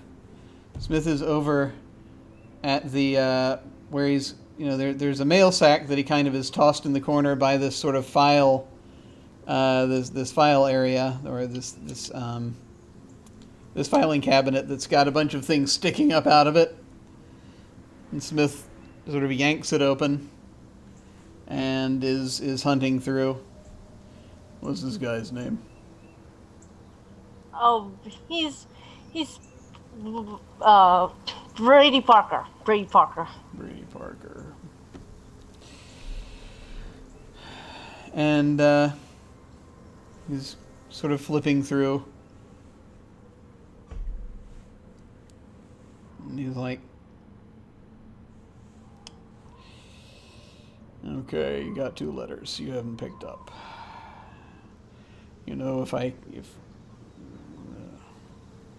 He just sort of shakes his head.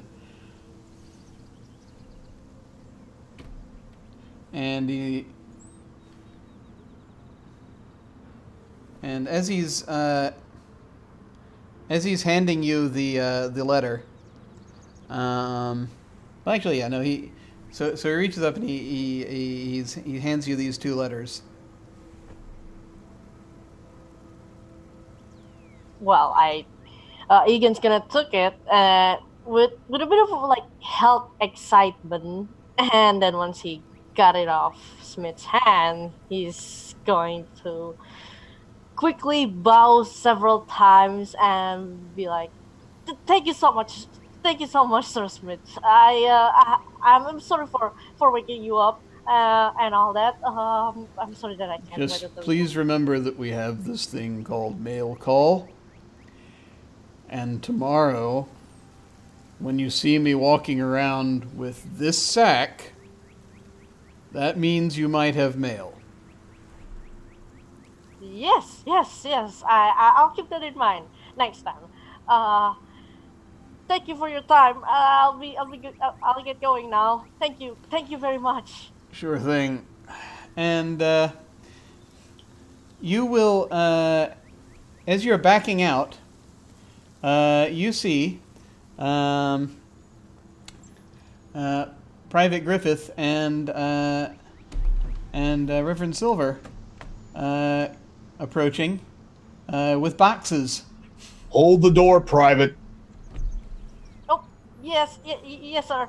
And then he quickly holds the door, and as the others are putting the boxes in, he turned to the Pope and be like, is there anything I can do to help? I mean, seems like everything is got handled, but You're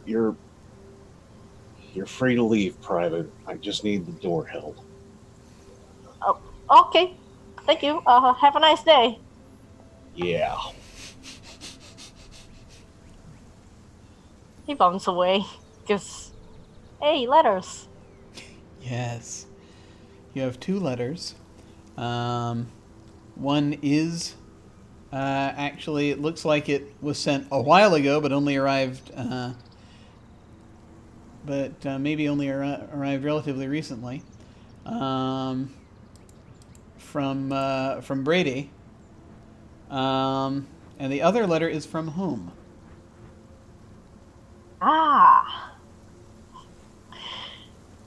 Egan's gonna rush into his stance and try to open the one about Brady first. Okay, so you're doing that. Padre, you enter the company clerk's office and are shocked to discover that he's there awake. Prior to the trumpet blowing. He's in his bathrobe, but he's there. What in Sam hell are you doing up?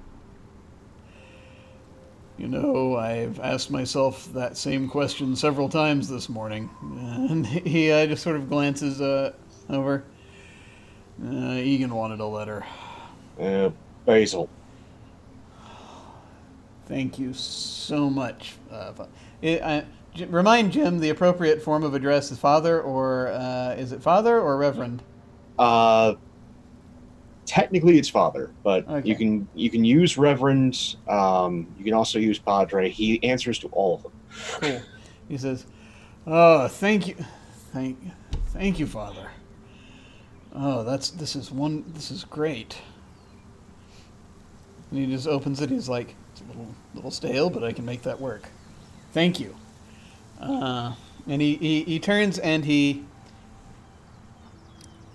moves a thing aside. He moves a kind of there's like a paperweight that he moves aside that's near a cubbyhole in his desk, and he just sort of looks into it for a second. He just sort of cocks his head, and then just shakes his head as he's looking at it, sort of slightly strangely.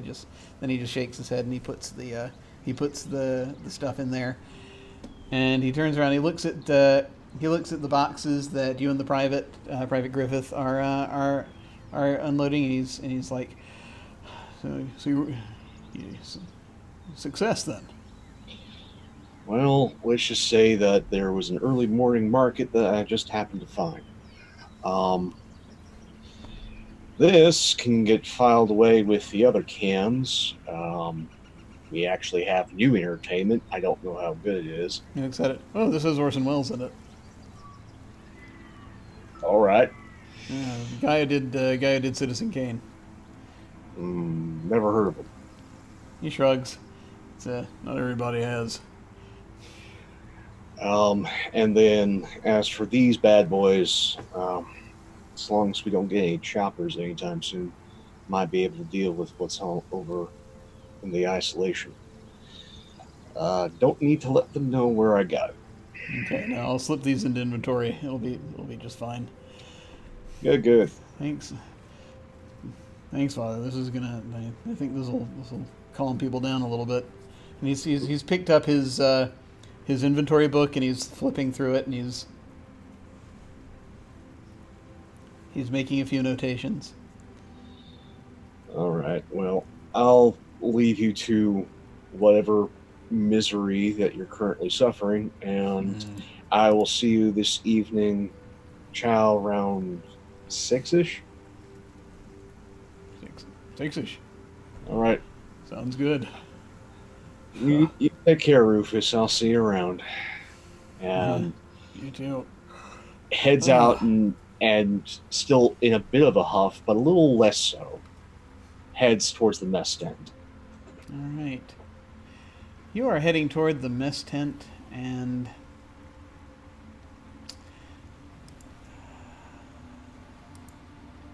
we have just a moment or two before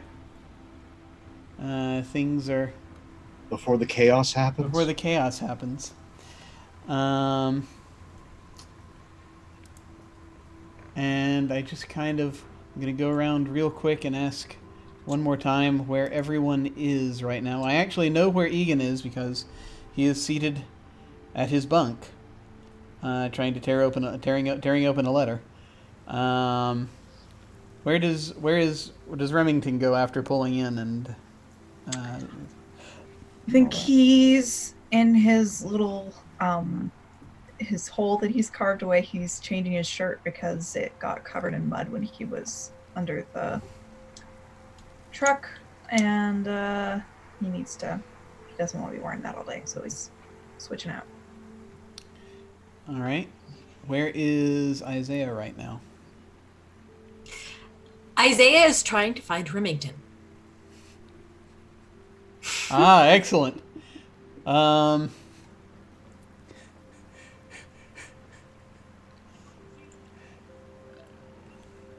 So, yeah, I think that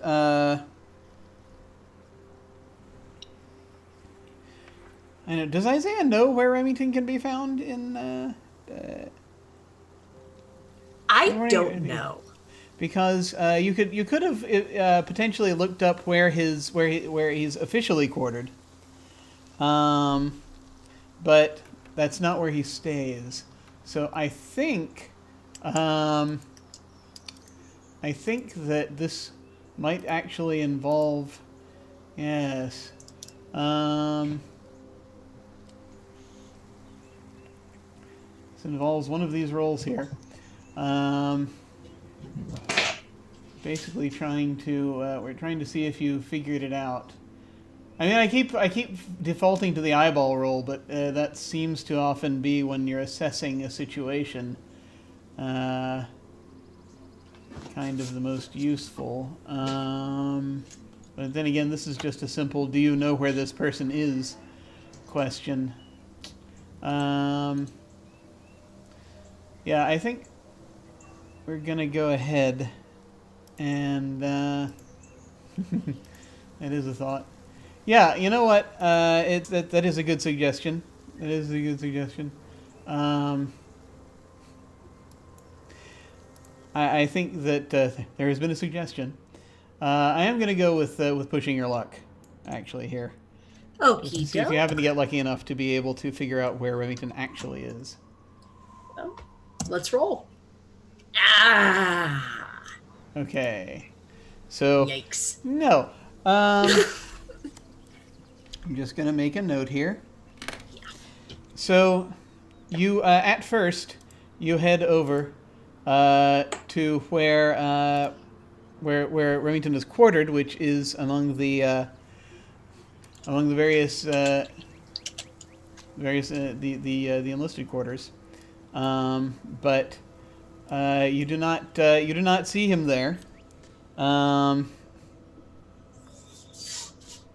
You will you see Sergeant Ellis is up. Has been doing calisthenics.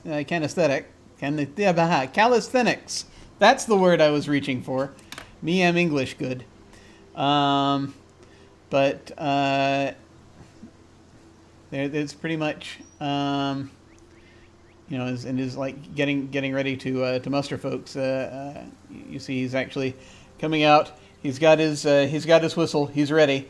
But you don't see. Yeah, you see a bunch of other. Some of the troops are up. Some of the troops have not woken up yet, or not gotten up yet. But you don't see him. You do, however.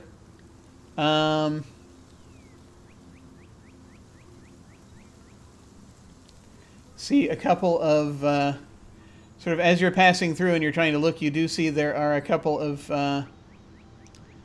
some of the local workers that the camp has hired are out near the trash dump, and they seem to be doing something where they're trying to.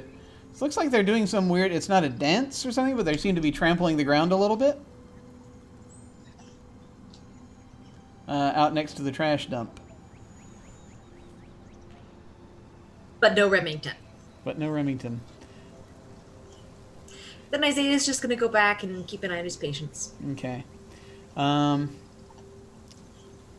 As you are turning and heading back, you do see one of the local workers pick something up from the ground, and you realize that it is probably a dead rat. They're very careful. They're very carefully picking it up, and they're talking. They're saying something.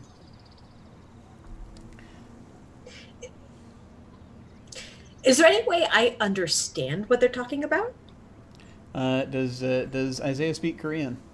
I don't know. As the DM, that's up to you.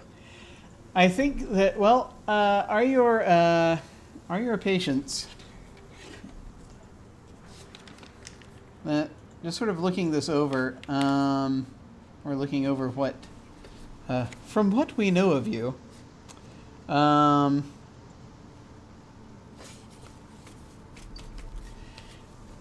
I think that it's possible that you might have picked up some of it.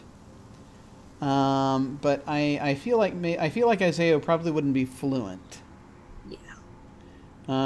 Because I think that primarily Isaiah strikes me as someone very focused on just what, the more the in military people. So what you're kind of able to make out is that there seem to be they're concerned about the dead rat.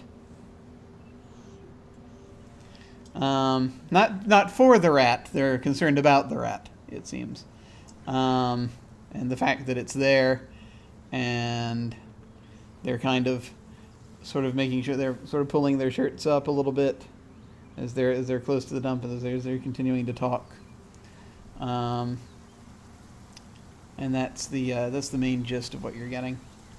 And I mean, it's not too hard to put two and two together there, as far as it's like, well, this is how the hemorrhagic fever spreads, so possibly they've heard. I'm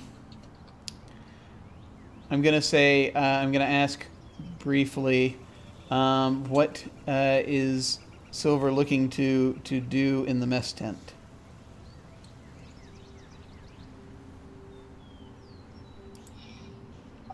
He is looking to get breakfast and maybe relax a little. Okay, so you're going to be over there and entering the breakfasting process, which it is fine for you to do. However, it is more or less at this point, a guy with a trumpet comes out, and troops are getting up. They're all mustering out in the yard. It's time for everyone to get up. Egan, you have gotten... Which letter did you tear open? I tear open the ones that Parker sent me. The one that Parker sent you. Scanning down the letter quickly. You don't have time to read it in full before the horn goes off. But he is talking about he's with one of the artillery units, and he is talking about being transferred over to Chirwan, which is a little bit, it's just kind of northeast of where you are.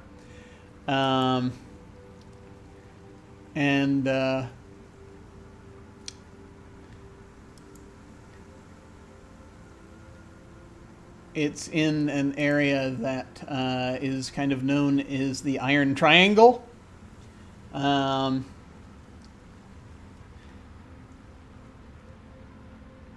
Which is sort of, there's this big sort of communication junction, and it's been that area has passed hands back and forth quite a lot. It has been more stable recently, but not very.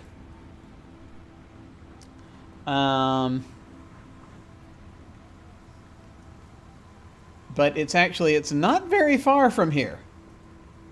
Oh. It's out beyond, it's more than 10 clicks out. But it's right near, the line's been moving back and forth, over it quite a bit. And, then the mustering happens, and, you got the first sergeant starting to happily encourage everyone to get up and get into formation, and then they start the day. And with that, we're going to go on a second break real quick, and we shall be back in just a few minutes. See you shortly.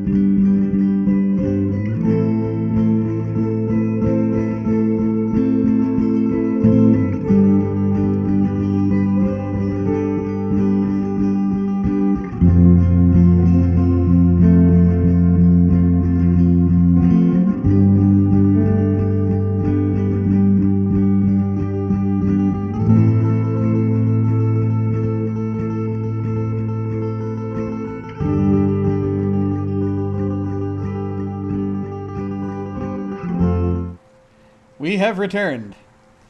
And everyone is going to be mustering at this point. Or the people that are required to muster are going to be mustering. And we're getting... this is the time of day when everyone must get up, and they're going to get their assignments. Various things that they have happening today. I think that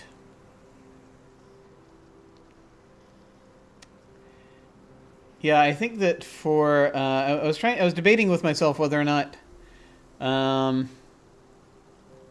I was trying to figure out how patients get transported back to the front. I think I was trying to think if Clark takes them, or if that's actually if they get transported separately because they need to keep the ambulance open. Because that was just sort of let me wait. There's a chart for this.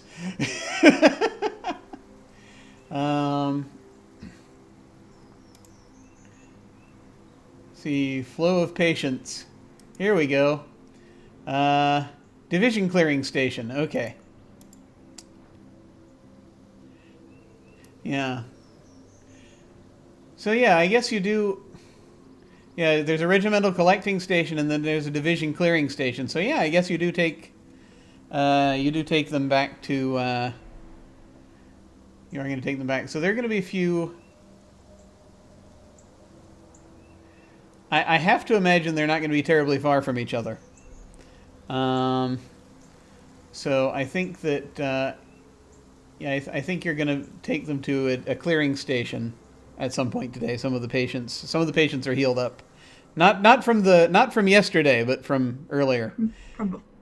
Yeah, and you're going to get them up to a division clearing station today. So you're going to take a few patients there, at some point today. Let's see. Primarily. Egan is a corpsman and will be just kind of so right now, since Egan is kind of been sort of attached to helping maintain the situation with the outbreak somewhat, until further notice. Egan right now officially, unless Isaiah or one of the other officers needs him for something, Egan is going to be placed on rat patrol. Egan and a number of others, because they need to. It's there is a. This is the thing where and you see the CO has come out and is talking about the importance of getting folks out to look for and make sure that we don't have a large collection of rats. Because again, it's breathing. It's basically breathing around where rats are a lot. That is what kind of causes it. And so I want to make absolutely certain the camp is not going to have rats in it. And so there's the question of getting rat poison. And he's kind of, as he's sort of talking about all this, the CO is sort of just mentioning he doesn't want us to make sure that this kind of thing, everyone needs to make sure that they are. He understands that there's people might be somewhat concerned, but that they still need to make sure that they are. This does not interfere with their duties, because the only way to defeat this is to keep the machine well oiled. So if anyone, so he's comes out and he just sort of will say, so if anyone sees any activity that's going to keep us. That's going to knock us out of line here. We see if we have anything suspicious, anything anything that might give us problems with the supply chain, because right now our supplies are critical for what we are doing. Make sure to report them. Make sure to report that either to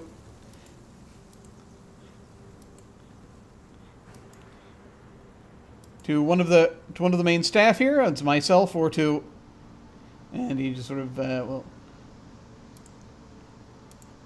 look over major. Well, let's see, those who are in charge kind of this staff here, either myself or to yeah, I think that's probably, this makes the most sense. You can report it to Captain Rodriguez, or you can report it to Captain Gold.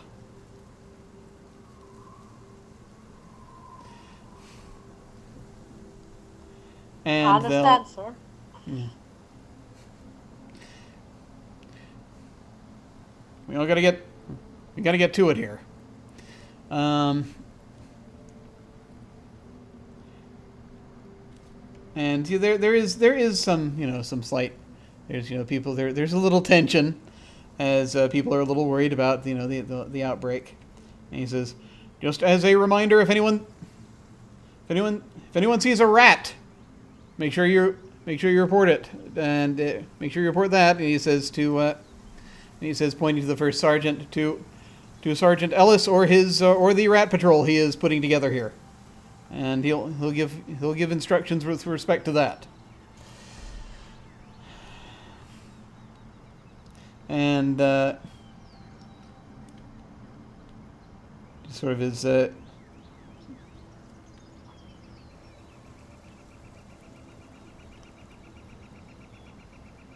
he just sort of glances over at Major Blackburn, who's here, and he says, I am informed we may have some issues regarding supplies, so I am going to be doubling the security around the supply tent.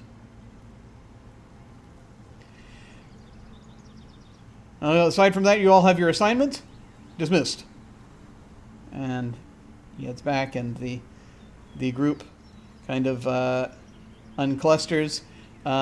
This is going to be the point where Egan is going to see Clark here I'm assuming Clark is making a beeline for the mess tent. Yes, because he has to be out of here in like the next hour, and he is not leaving without any food in his stomach, no matter the quality or what food it is. Egan, you're going to see Clark making a beeline for the mess tent. A lot of folks are heading to the mess tent. Not everyone, but some, most of them. All right, I'm heading to the mess tent, but I'm also making my way to Clark. All smiley and bouncy, because goddamn, today's been heck of a day.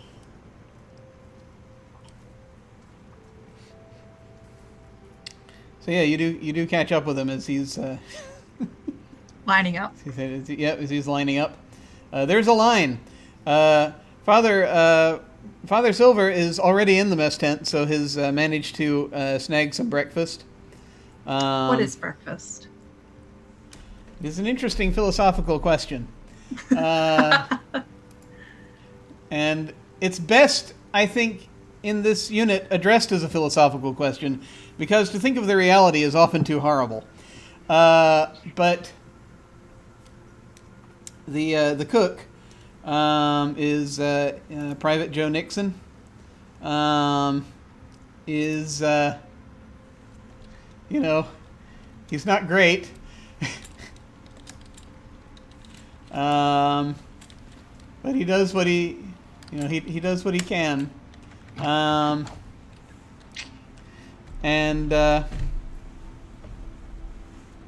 So it's the breakfast this morning. It's something that looks looks like they might be eggs, and something that looks like it was meant to be some kind of a pastry type thing.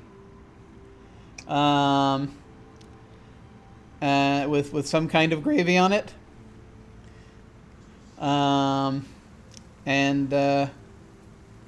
There are what sort of, let's see, I'm not familiar with army food, but I think there's probably something green.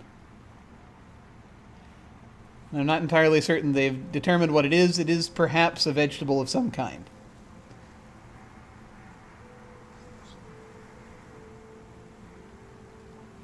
There is also a choice of, there is that or there is gruel. Gruel is available. Gruel is always available. I'll choose the gruel.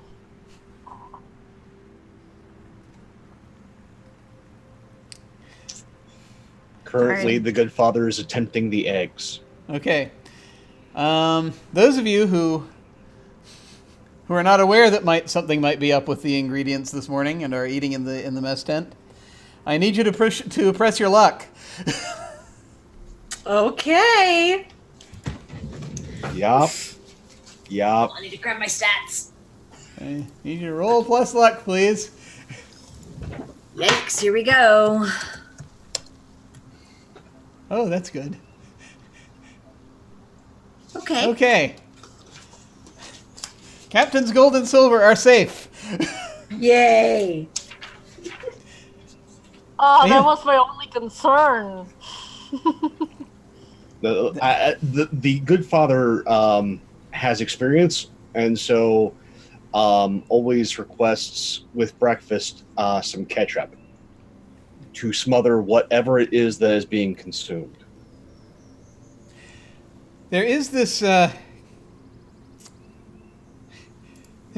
thing where yeah, I mean, so the food usually tastes kind of off, but you have your standard thing that you're able to consume. Some of the folks that are coming in, toward the end of the line, though, sort of have been sitting down and eating. So that, I think, probably also includes. I feel like there is probably a thing where the officers are. There's probably a thing where the officers are generally served first, but some of them, some care about that and some don't. So I think that among the people who care about that, he says, looking at the chart here, actually it's probably just Blackburn that cares about that.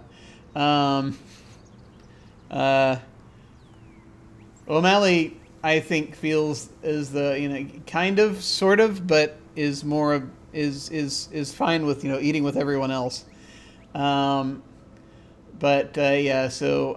Cassandra and Verdi are probably both going to have some slightly strange reactions. I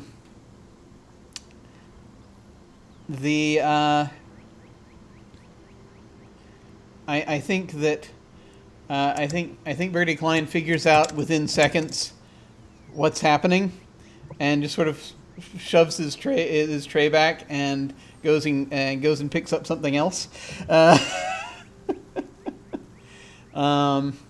Some of the other people, they're sort of eating, and it's at first it's this strange sort of emotional, slow rolling tidal wave that you see getting carried across one side of the mess tent as people sort of, some of them are eating and they're sort of like,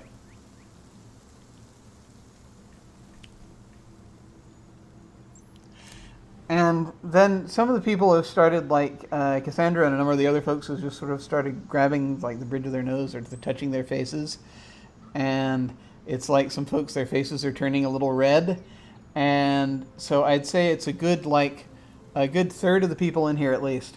They're like, ah, and they're sort of standing up as they're wondering why their gruel is so very spicy.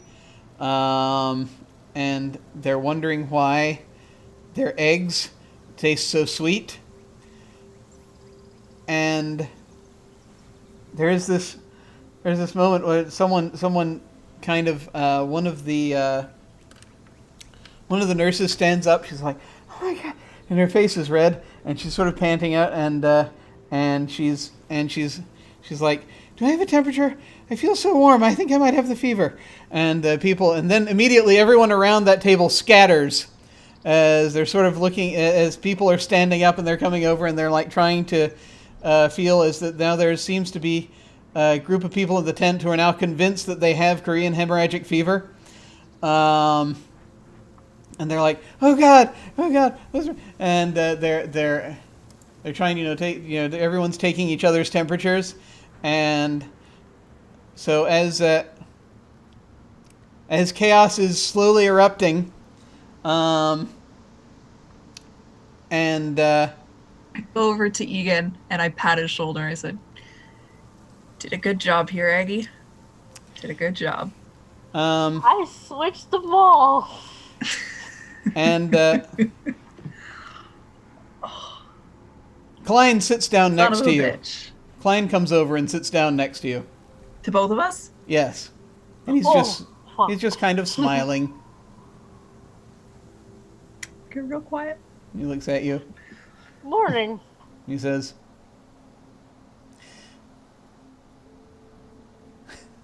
he's just sort of looking around. He says, the gruel seems to be off.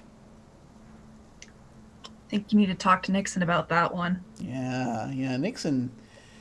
It's funny. I was kind of joking with him earlier, and did you make sure you read all the labels? And it got me thinking that, wouldn't it be really just tragic if someone swapped out a bunch of labels? I have no idea what you could possibly mean. Yeah, what kind of person have the time to be doing that? Aggie. He just sort of looks at you and he just kind of is like, look, I was scored last night. I wasn't doing anything. Yeah. Seriously, Nixon is not a good cook at the best of times, and I'm sure that's got to be what it is. Mm-hmm. And he just sort of turns, he just sort of gives you a knowing look, and he turns and he gets up and heads back across the way. Okay, Eggie, I love you, but you're absolute shit at lying. I'm a legit. I can't lie for real. Okay, well, you need to get it together, or else you're gonna, spring it on both of us. Yeah, I know. But don't worry. Don't worry. I'm gonna take the fall for both of us if things goes happen. All right, everybody, calm down. Let's just watch the shit show here. And this point is going. If you suspect you have the fever, I want everybody who's off right now. Clearly, something is off with the food. But if you're off, I need everyone around you there. As we get up, come with me and Dr. Gold. We're going over to the hospital.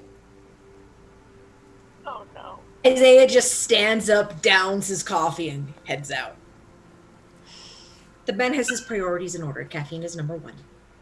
Mm-hmm. I wave to all the people as they're leaving. I'm just like shoveling food inside my mouth.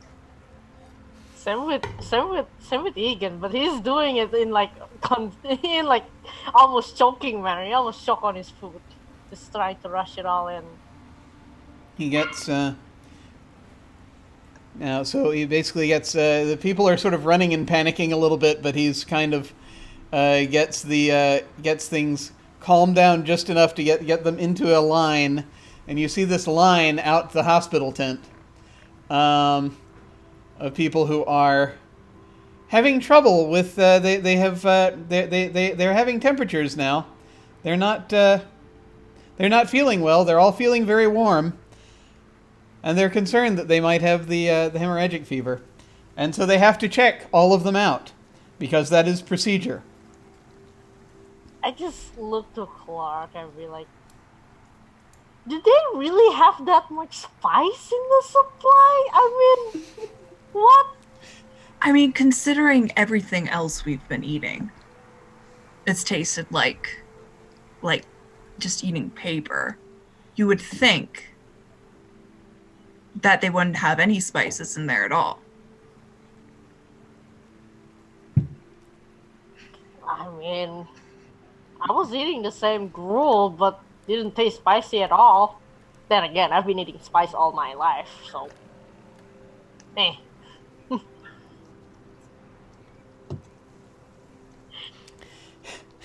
Do you think we overdid it? Or maybe did I overdid it?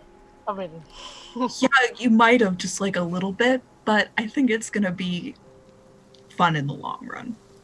they're gonna have a long line on the bathroom too. We better take a bathroom break quick before they, I feel sorry for the people who are gonna be digging the latrines, because we're gonna need new ones.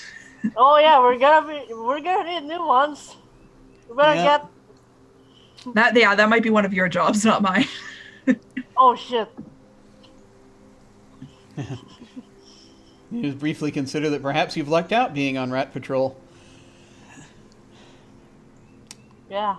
I think that, so, time passes a bit, unless anyone wishes to jump to anything. And actually, I'm going to, so, Captain Gold has some things to take care of. Remington is going to have to head out. I make sure before I go just to talk to like say to any like gruesome nurses I see, that I'm heading out for the day. So if they want to get anything in, this is their chance. Oh, excellent question. Let's see.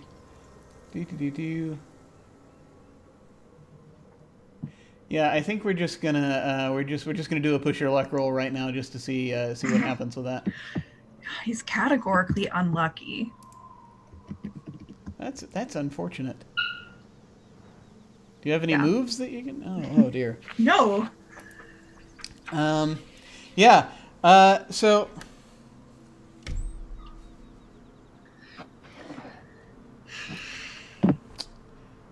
So you do in fact run into a nurse, but it's not the one you want. It's Cassandra. It is Cassandra. So Cassie, how's it going? she comes out. She's like sort of rubbing her face as you know they're kind of this line is getting on. Listen, Remington. Can't get enough of me, can you? Is there? Must run in the family.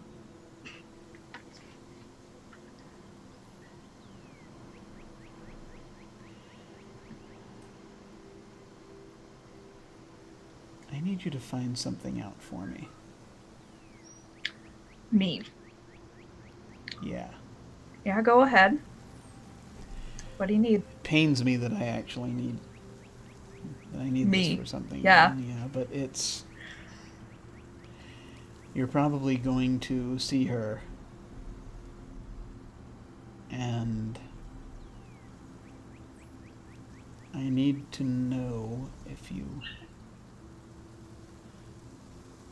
happen to find out where she is headed. What do you mean? Like she's getting transferred? I think maybe, yeah. All right, I can get that for you. Might cost you. And she's and then she's just sort of looking down. Just,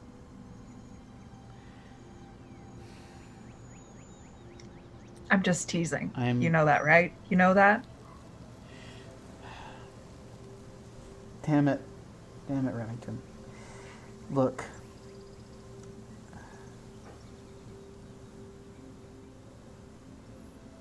Okay, look. You know I don't like you, but the thing is that I don't think you like anyone, but the continue. thing is, well, fair.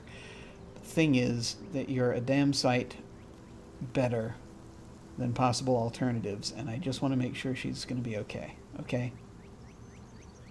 Jesus, don't get serious on me here. I thought we were having a moment. Heavens forbid that. Yeah. Some artful dodger put cayenne pepper in the porridge. And everyone's losing their goddamn minds right now. I noticed. And the last thing I want to have to worry about is Penny. But I need to know if I need to worry about her. Well, as long as I'm around, I mean, you don't have to worry about her. But I can understand where you're coming from. What I'm sort of counting on. Heavens help me. I'm just saying. I don't have the facts. But if you can find out, I would appreciate it.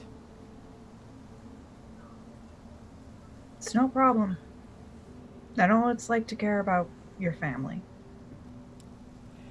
All right, thanks. Now maybe I can see if I can get the rest of these hypochondriacs dealt with. And he turns around. Yeah, I don't envy you. He turns around and heads back to the hospital.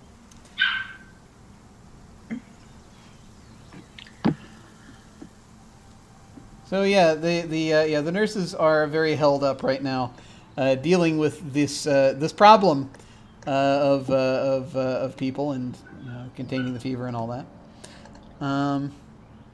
So unfortunately, no luck today, or not this morning anyway. But you are going to head out in a little bit. Let me see. Yeah. So the only one who's not got specific things to do between now and a little bit later is Captain Silver. So I just wanted to find out if there's anything you want to take care of while this is going on. While everyone has something to do, and while he should be filling out reports, he is going to slip into the officers' club because he has a key. He is going to slip in there. He is going to lock behind him. He is going to jump the bar, slide the one loose floorboard from behind the bar, grab the good gin, as well as the one can of orange juice concentrate, slide it back, and is going to be drinking orange juice and gin for the next couple of hours. Oh dear. As he's going to try and relax. Excellent. Well, that is the thing that there is in fact a move for. So I need you to roll plus nerve. The fun thing is, this is at 0. Oh dear. Yeah. Oh dear. So I take a stress, Yep. and things get worse. Yes, they do. Okay. Let's see. How shall I bend this? In what direction shall I bend this? What shall I make a mark next to? Oh, this. Okay.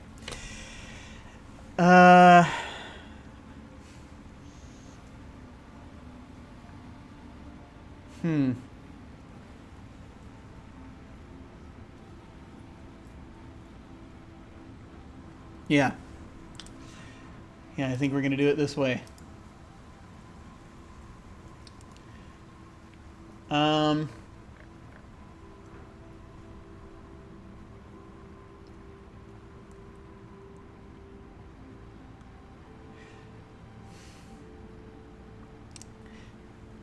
He's yeah. You've been relaxing, or attempting to, but the gin doesn't seem to to offer the usual comfort. Even less so when you hear the door open. I assume you're sort of slumped behind the bar somewhere, or you're muted though.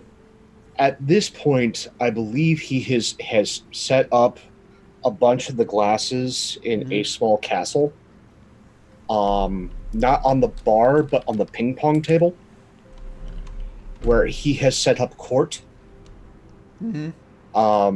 And has a number of chairs set out, and he's just kind of sprawled there with cocktail glass, and then right behind the castle is the orange juice concentrate and the gin.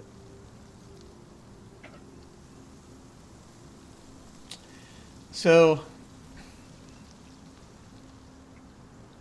you hear the door open. Yes? And says, building a fort? I'm not really good at much, but I can balance glasses. Clearly. Major Blackburn comes in. He just sort of looks at you, kind of like he's looking at a. He's trying to look at some kind of medical specimen under glass. He sort of looks up. He kind of wanders over. You know, I was thinking about grabbing a little hit, but I feel as though perhaps they've all been taken. Nope. I know where the secrets are. So there's plenty of the regular stuff. Oh, you do know the secrets, don't you? Mm-hmm. Yep. Maybe we should have a little chat about that. Oh, yeah. Sure, we can talk about whatever you want. Blackburn comes over. He sort of sits and sort of staring at you. Funny thing happened. Oh. I mean, it's actually kind of fortuitous that you're here, because what happened is kind of almost what one might consider miraculous. And God be praised. Well, yes, you're our local expert on miracles, right? So here's the thing. I've been kind of keeping track recently of how much penicillin we have, and it seems as though more has magically appeared. It's like holding the martini glass almost like an umbrella. Just staring at Blackburn. Yeah, you don't say, Bernie. I do say. Here's the funny thing. I mean, there are a few different. I have a few different possibilities. I've been thinking, as just kind of. I've been out looking around, sort of to see, and like there are. It's hard to keep track of like all the suspicious activity that goes on in the camp, because I mean the whole damn thing's suspicious. But I kind of am curious about a few things, and I was wondering if perhaps you might have seen or heard anything about that, because there are a couple of folks who've been acting kind of off. Oh, yeah. There's a lot of people burning out. Yeah, it's like our default state, isn't it? Yeah. See, I'm supposed to be helping with that, but I can't seem to make hide nor tails of it. Only good with the dead and the dying, but you'd know that.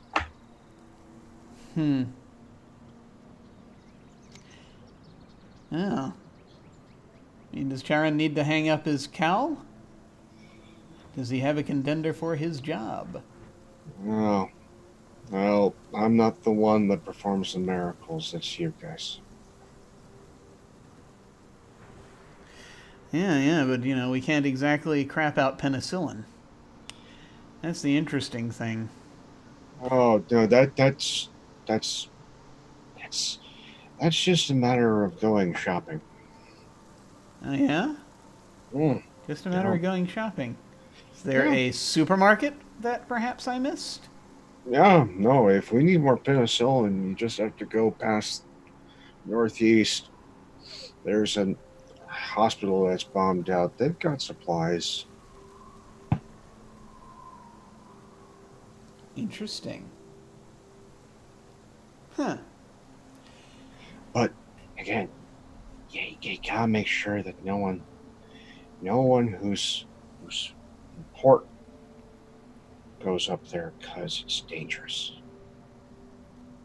Right.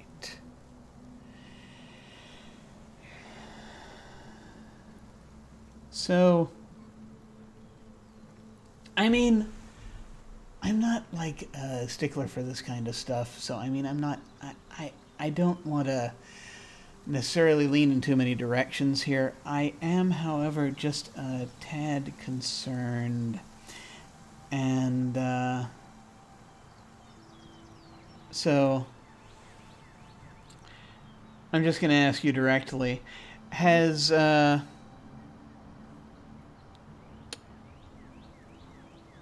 happen to know if Rufus Smith has been up shopping recently? Oh no, he's been up early, which is weird. But Yeah, it is, isn't no, it? he's trying to woo Rodriguez with his cooking. I got him some Yeah, I know. basil. Got him some basil, did you? Yeah. Where'd you land that?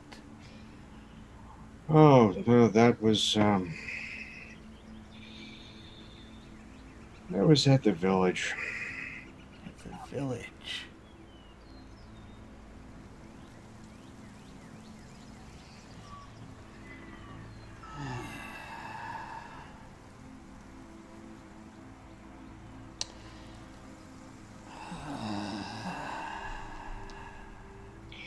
Yeah, I'm You don't supposed to by go any there chance- next week and Next drop week? off some toilet paper. Maybe get some more penicillin. Oh, crap. We'll finally get rid of some of that shit. All right.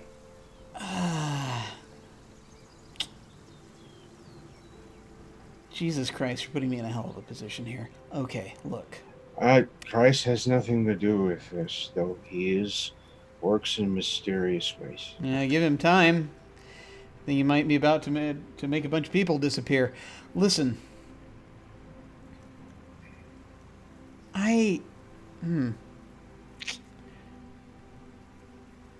I'm going to try not to be too worried about the sudden appearance at this point, and I think it's really more the disappearance that I need to worry about. What's been disappearing? Yeah, see, the thing is that prior to your grabbing a hold of, to someone grabbing a hold of the penicillin, someone's been making it also disappear. Someone's been disappearing? Oh, yeah. Huh. So the fact that we suddenly have more is of interest.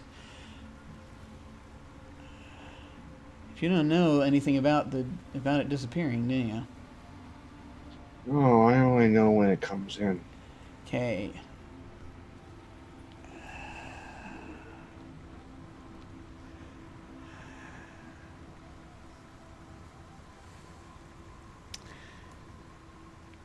I am going to try my best here, but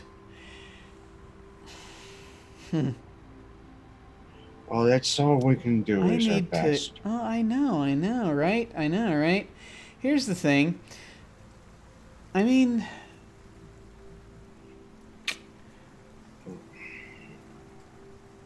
let's just say, for example, someone happened to idly be watching and sort of trying to figure out some things, and they're getting ready to possibly put somebody in their crosshairs. Now, Padre, I imagine that. I mean, I don't want to put you in the crosshairs because you're a man of God and all that. But if we were to put somebody in, if somebody ended up in the crosshairs, I just have to wonder who's been helping you with your shopping. Is it Smith? No. Smith just makes it so that the numbers work. And as for crosshairs, that's violent. We don't do violence. I may know. Yeah.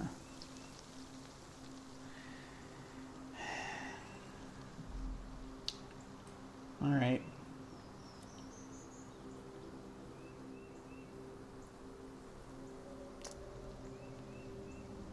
Here's the thing is, things are going to come up, and there's a point at which I may have to start suggesting possible names, and I really would prefer it not to have to give yours because that's a whole kerfuffle. Do you have anything you can give me here? Oh, that kerfuffles are bad. Oh, yeah. Also crosshairs. We don't do those. As names, no. And only thing concerned about is making sure that those boys get back home. As for the missing thing, when I'm not this, I want to know more about that so it can get fixed. Because they don't need to be taking the stuff that they need. Yeah. It's an issue. And you've got no idea as to how else that might be happening, and that's... Oh, what? Only thing that I have made disappear so far since I've been here has been a few bits of paperwork. That's all. Just a couple of day passes and a couple of other passes, but that's part of my purview, is making people relax.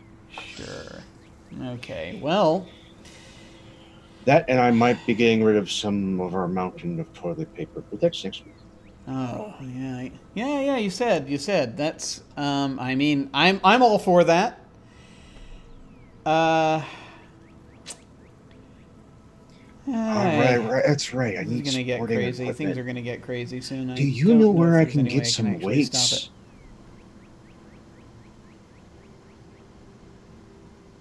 it. Some weights? Yeah, Like for sporting exercising? equipment. I assume you don't mean to... Because we're pretty far from the ocean here, so I assume you don't mean to use them to do away with anybody. Trade cease. Trade, yeah, you want to trade for that. I'll keep my eyes open, but you know, I mean, see, I'll keep my eyes open, but I need something compelling for me to be able to keep quiet about a lot of things, because I'm very concerned that things are going to go tits up, and I don't want that to happen. What do we need to get?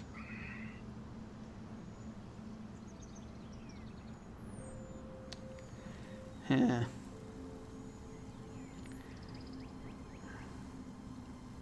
Do you know where? It? Let me just ask you this question more directly, and I understand that I keep kind of playing the same tune over and over again, but it's the only one I have. So,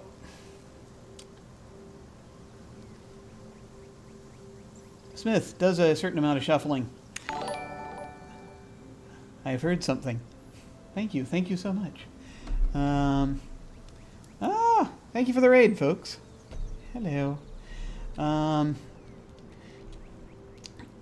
Thank you, Richie Munster, for the raid. We are getting nearing the edge of this campaign, this session, as we're all in the Korean War. So he's going to just sort of is looking up. He says, "So old Rufus, he is good at sort of making things appear, but I mean, it doesn't seem as though the same skill set would very easily make things disappear. Does that not make sense to you?" Rufus is a sweetheart who just wants to get back to Japan because there was a clerical error, and he's here instead of there. But nothing can be done about it because anyone who has a birdie or higher don't care. Yeah. Okay, this is all starting to make sense. Sort of sense.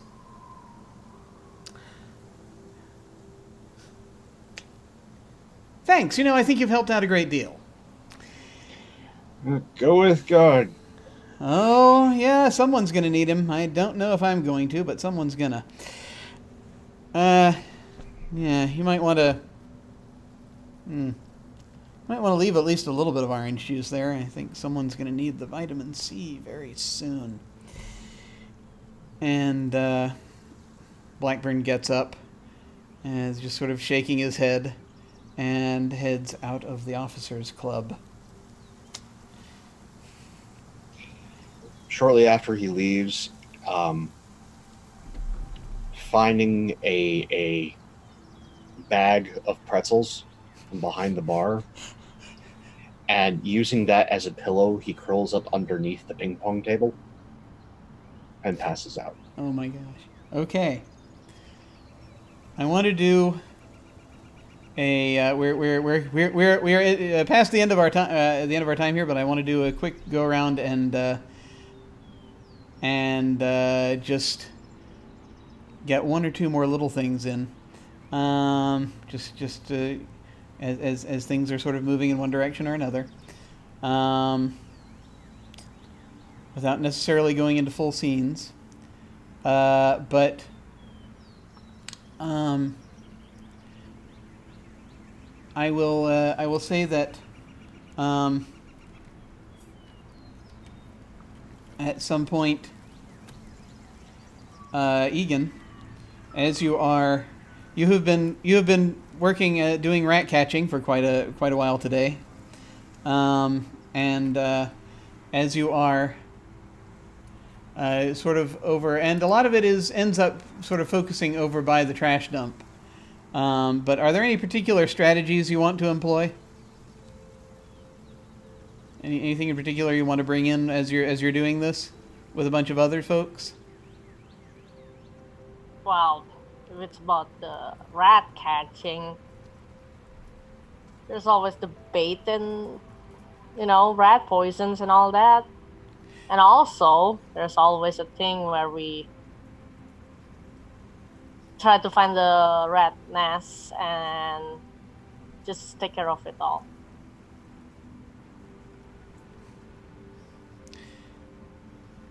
I think I'm just going to ask you to make a quick roll to push your luck, just because I want to see how this goes and how it helps the effort. So, all right. So that is an 8, and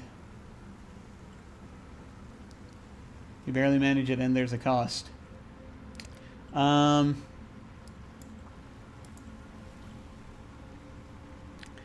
So it's there are, he says, advancing the clock, there are more rats here than you anticipated. And you think they are congregating around that old schoolhouse structure near the center of the trash dump. You've figured out where they are. You're working on containment, setting out rat poison, and I think at one point you have to keep going back and forth to the supply tent where they have the rat poison. And I think at one point, someone, as you're working on this, and we're gonna, just for the law of conservation of NPCs, we're going to say that this is Private Griffith. Is kind of sort of talking to you about this, just kind of as sort of the sergeant is overseeing the first sergeant is overseeing things. Sergeant Ellis is nearby as you're looking, and as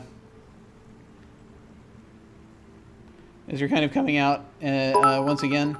Oh, thank you very much for the bits. Yay! As the sergeant is looking things over, and he just sort of and this is as the as kind of you're sort of, and I'll even show you on the map as you're kind of up here by the supply tent. The Lieutenant Colonel O'Malley happens at this point to be sort of coming by, and you're grabbing a couple of things, and Sergeant Ellis just sort of looks down as you're getting the boxes out, and he says, "Oh yeah, a few of those. What are those off-brand boxes?" And he points to a couple of boxes that are just white; they have no labels on them. And these are rat poison that they handed you. That was in with the rat poison. That you don't recall those boxes being there last night. Huh. But when you went on your little romp, but yeah, it's just like there were like a few more boxes of rat poison. I'm going to ask the colonel, sir, did we go on a supply run? Did someone go on a supply run earlier? Because I don't think there was this many rat poison before. I mean, not that I know of. How exactly would you know how much rat poison was in there, Private? Well, I was looking around for rats since last night, actually, because I actually spotted a rat before last night. I thought it was just one of them, and then I was like, all right, I'll just handle this, no problemo. I'll just go look for a rat poison, bait that one, and boom, done. Everything's done. But then turns out there's more of them, so I guess now I'll be doing more of rat poisoning. And I didn't realize that there's this many. Just, you know. I need you to make a roll here. Either one of them is going to be plus luck, because I think you're trying to influence him to. I think you're trying to manipulate him a little bit here.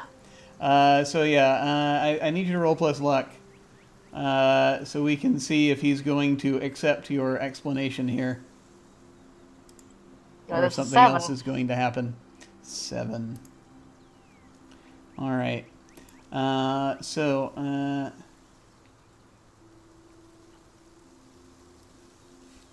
Okay.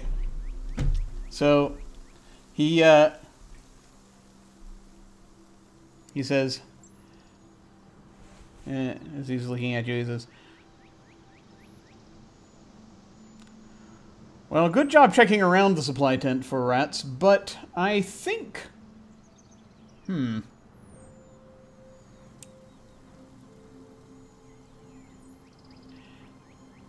Yeah, I think we're going to need to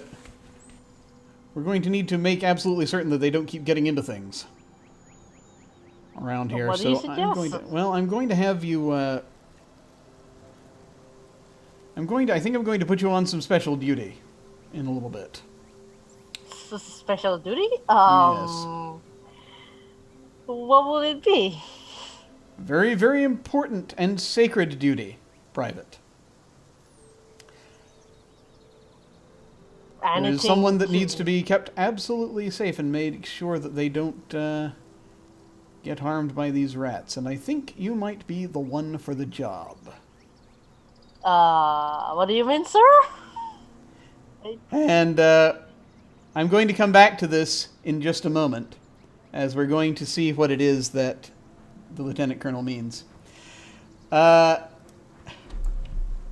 first, we're going to creep over briefly to Remington out in the field.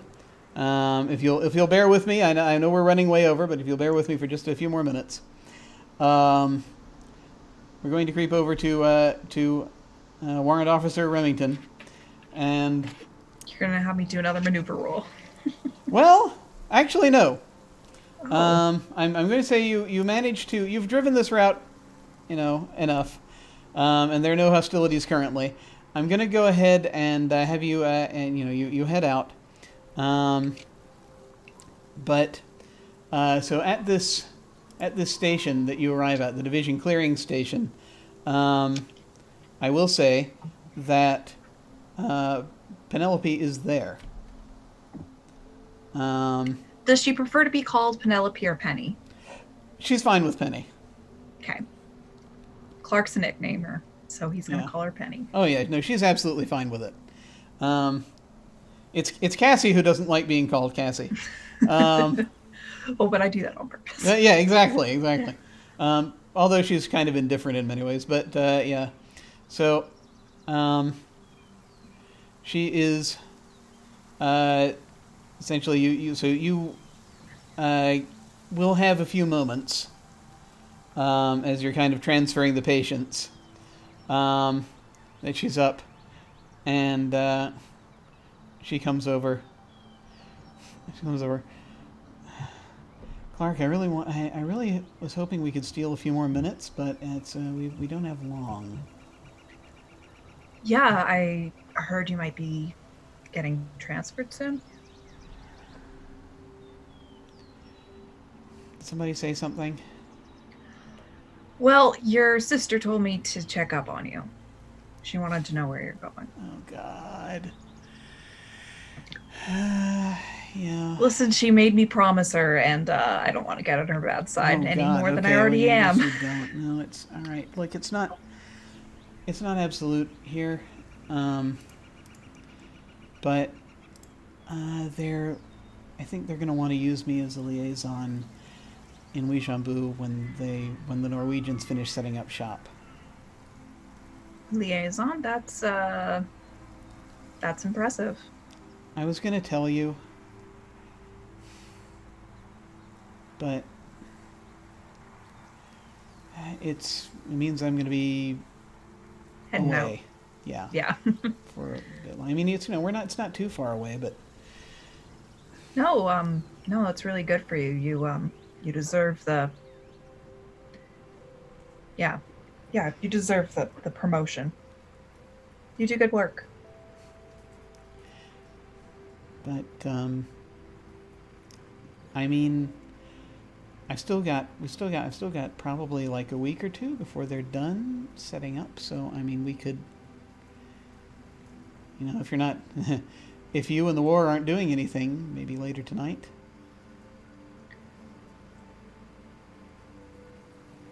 You make a hard argument. I'm gonna give her a peck on the cheek and say, "Guess I'll see you soon." Okay. And she will actually sort of lean into the ambulance, and she will kiss you if you permit it. Of course. And she is.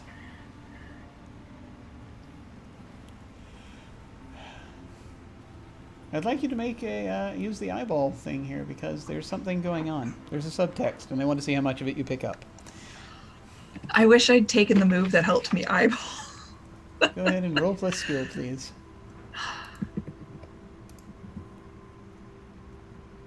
+1, I believe. 7. I get one question. All right.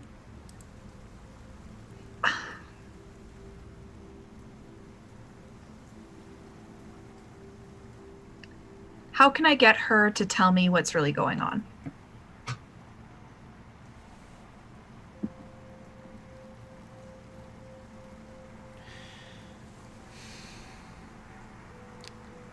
She needs to know that you're going to be there for her later. Tonight? No. Considerably later than that, as in...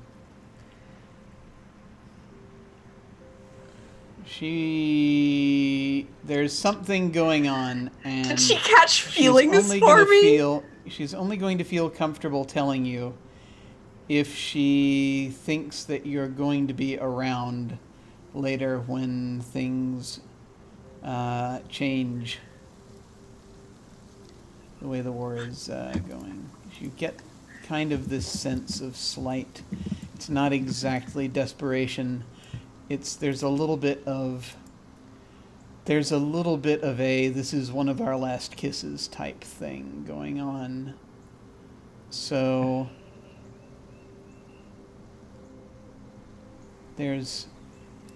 you feel like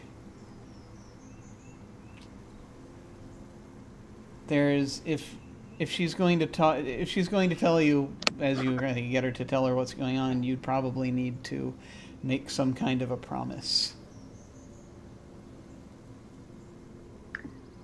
Hey, is something wrong? I guess it's the usual stuff, you know. It's the war. So we always get moved around a lot, you know. Well, I'm not going anywhere. Yeah, but I mean, it's got to stop sometime, right? I mean, if these peace talks go like the last ones, I don't think it's gonna stop anytime soon.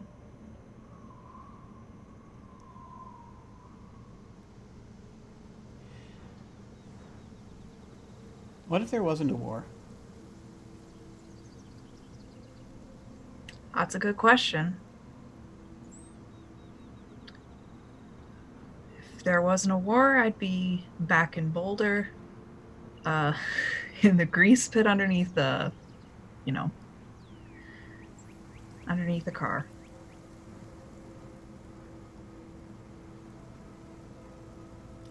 That's where you most want to be? That's what you most want to do? Well, it's a family business, Don't have much of a choice. Yeah. I guess not. There's other places I'd like to be. Yeah? Yeah, but, you need a good reason to go after what you want, What do you want? Haven't exactly figured that out yet. Like I said, war's not going to be over for a long time. Yeah, What I do you guess want? not. I want...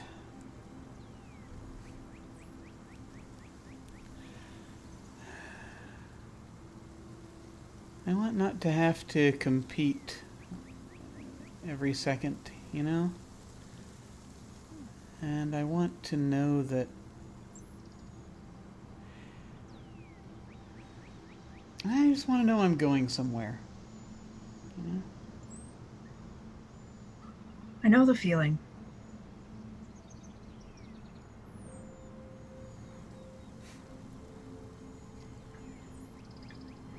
Okay. Yeah, me too. I'll see you tonight. And she gives you another peck on the cheek, and again, there's this slight hint of perhaps, is it disappointment? It's hard to know. But she backs up and just kind of, she's smiling at you and turns and goes back to the patients. I make sure that I wave to her as I'm leaving. She just sort of is like, she waves to you as you're heading out. I want to then briefly go over to Dr. Gold as you have finished this processing of all of these patients, none of whom have hemorrhagic fever. There has been a good portion of the staff have been sort of waylaid for this to try to take care of this. As it turns out, it was some prank. Somebody apparently has done messed around with the ingredients. Someone for breakfast this morning. And you sort of realize after the first few cases, it's like they've been ingesting cayenne pepper for no apparent reason. And it's sort of at the tail end of this, as you're there in the hospital, that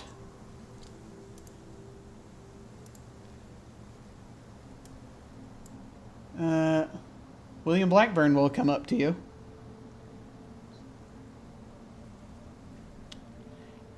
And he just sort of leans around. He says, sort of leans, not exactly around the corner, but he just sort of is, just puts his hand up on sort of a partition and sort of leans down. He says,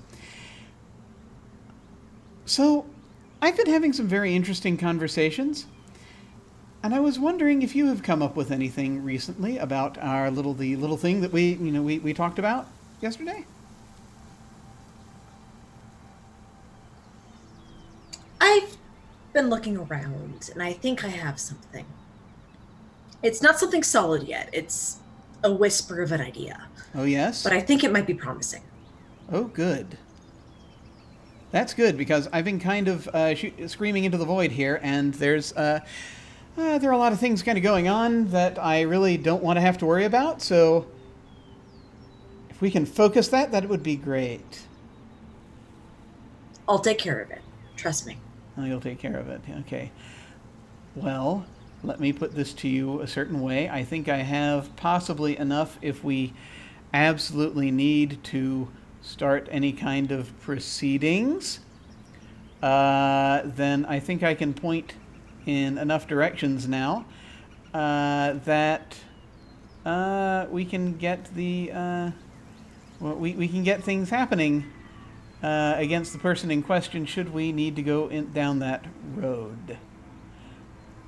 I need more evidence before we point fingers. I don't feel right accusing people without evidence. I feel as though it's just about to materialize. Do you know more than you're letting on? Always. What do I have to do to get you to tell me? That sounds like a thing you need. That sounds like a roll here. All right. What do I roll? Let's see. I think we're gonna. Well, it's either gonna be you're either eyeballing him or influencing him. Which do you think you're doing right now? Eyeball. Okay. So yeah, as long as so go ahead and roll the roll plus skill then. Yes. Okay. So.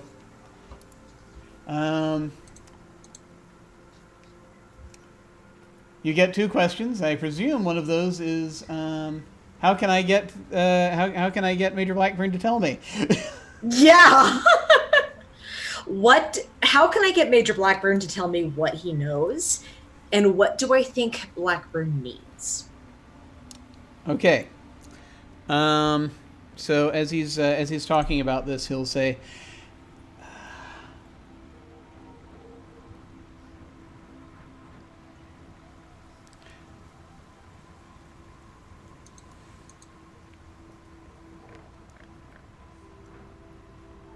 I need a good among other things, I kind of need a good record, but I think in the interest of helping out that kind of thing, there's this. There are secondary things that will kind of help out if if the individual in question whom we discussed is as other things to worry about in the near future. I mean, thing being that, I mean, there is a, I mean, like I said, I would very much like to be able to help out our Norwegian friends very soon. We lost Noah for a moment. Here, let me try this. Let me try moving us. Let me try moving us over to this one. And yeah, that's still not completely what we need, but that'll at least give us a wee bit here.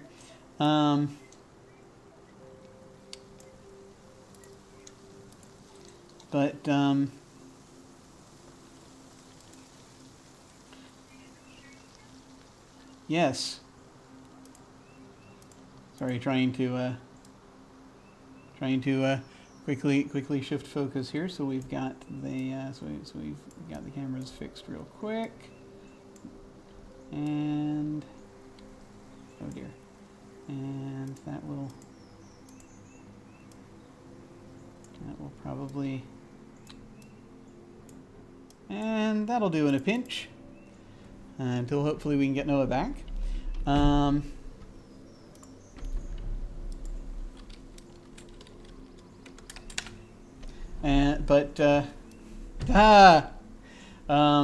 Yes, Blackburn will kind of be leaning in. Say, let's see, where were we? Trying to get him to talk about it. Oh yes, right. What do you to tell what you know? So he's sort of, you're getting the impression that what he needs is he needs things to look good for him. Should he be up for a possible transfer, or at least to work with the new Norwegian unit that's coming in? Because there's, for some reason, he really wants to do that.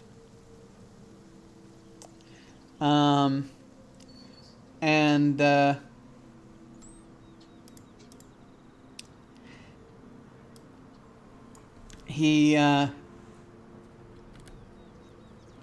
far as how to get him to tell what he knows, well,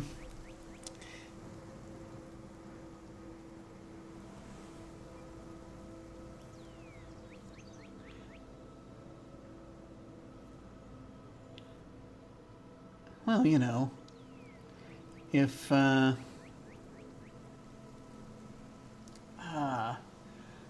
think that, well, it's going to be your job as doing a lot of things in the near future, is probably helping out with certain doing certain psych evaluations, and I feel as though,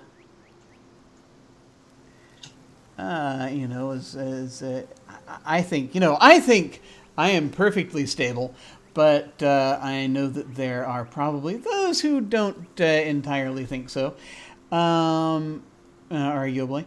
So it's always nice, shall we say, to have friends.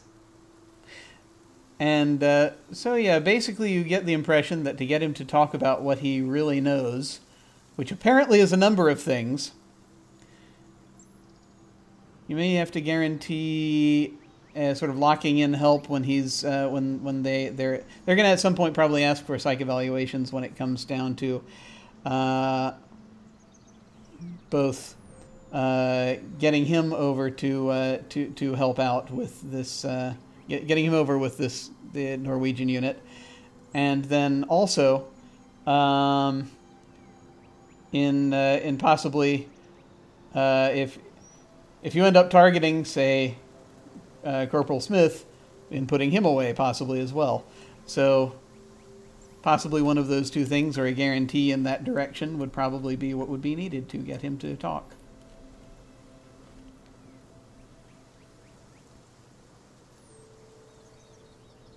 William, are you asking me what I think you're asking me?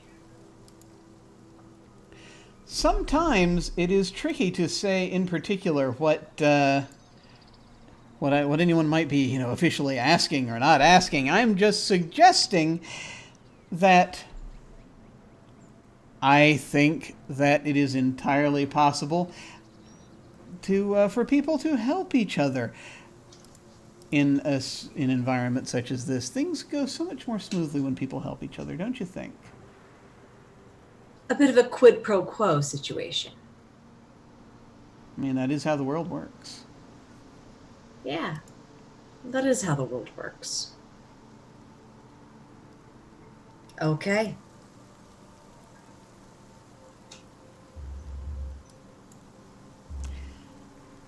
We will talk again very soon. As next time we do, I'll have a bottle ready. I like bottles. We might want to go a little easy on it, though, just as you never know when things are going to strike. Patience come first, I understand. As he says, remembering someone he saw recently. And then finally, we're going to swing back around briefly, and we're just going to see... We're going to see Egan.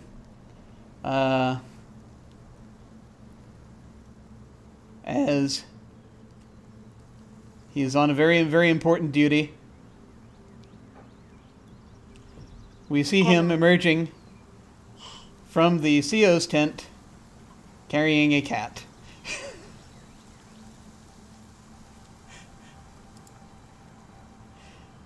Congratulations, Good Egan. Tom, Kitty.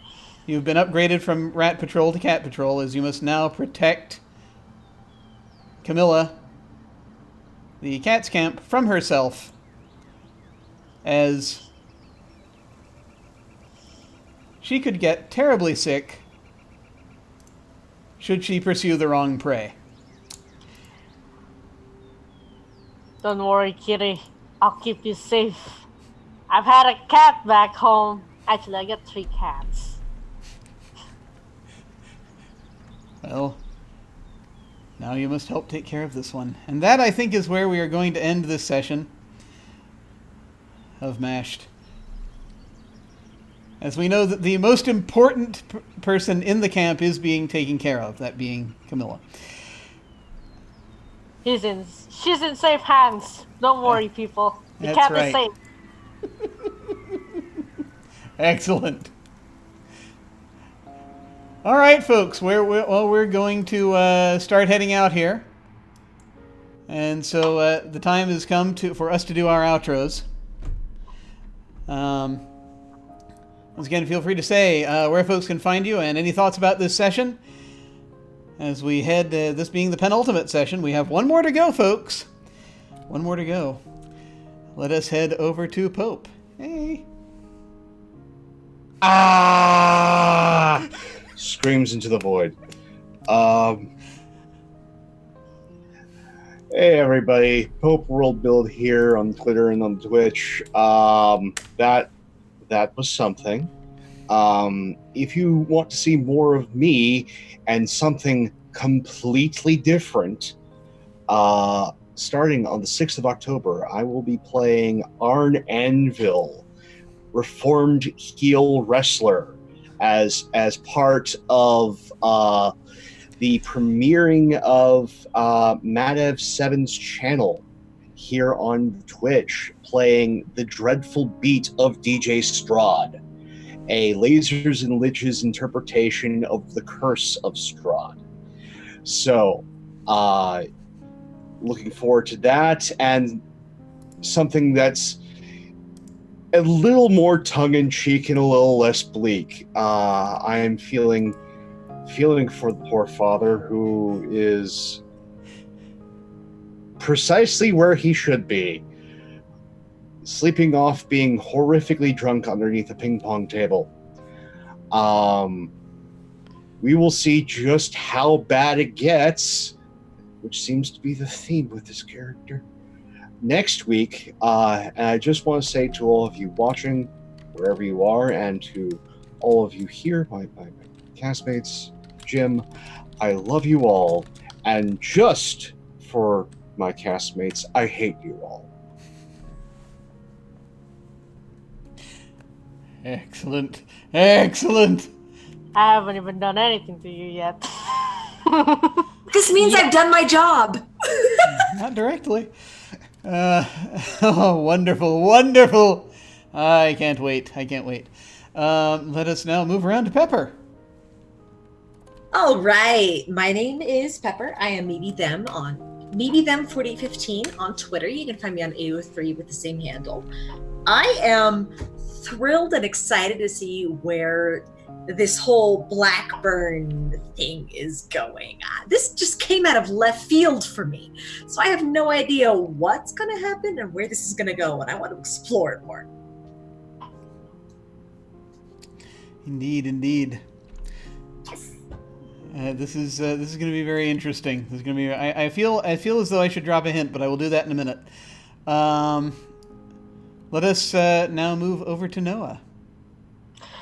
Okay, you can find me at Twitter or in Rune. And actually, I recently been playing a game which is a campaign, homebrew campaign called Last Gamble. You can find me at Alex Fluffy 64 Twitch channel, where I play as a homebrew Draken boy, which is kind of like Egan, but he's a bit more aesthetic and is much more chaotic. You can just imagine how chaotic it can be. And yeah, for me, my thought about this session is it's just a whole roller coaster of fuckery, and I love it. I love every single one of it, man. It's just something that I won't forget for a while now. Yay! Very cool, very cool. I'm enjoying playing as Egan, and I also enjoy all the cast members. It's just full of characters, even to the NPC. It's really something that stood out for me. Awesome. And yeah, I'm looking forward to next session, which is probably gonna be the last, right? Yes, it is. This next session is the last session. Yeah, I'm gonna miss this. I'm gonna miss this game. God damn it. So will I. And finally, Robin, hey. Hi everyone, I've been Robin. You can find me on Twitter at @r_omulus. You can also find me on Thursdays on Off the Tables channel playing Monster Hearts, which is super exciting. I don't remember what time that is because I'm very good at advertising myself. And I hate Jim. I hate him. Because I'm getting attacks on all sides from all my other fellow players. I'm like, the one thing I can do is leave camp and not have to deal with this. And then you give me more problems. So I hate you. Hate you. We're not friends anymore. Oh, sadness. Yeah, there was one tiny thing. It wasn't a tiny thing, but as we were building, as folks may remember, as we were building the NPCs during the first session, that was mentioned that when we were putting together Major Blackburn, and that is that Clark stole a girl from him. We never specified who that was.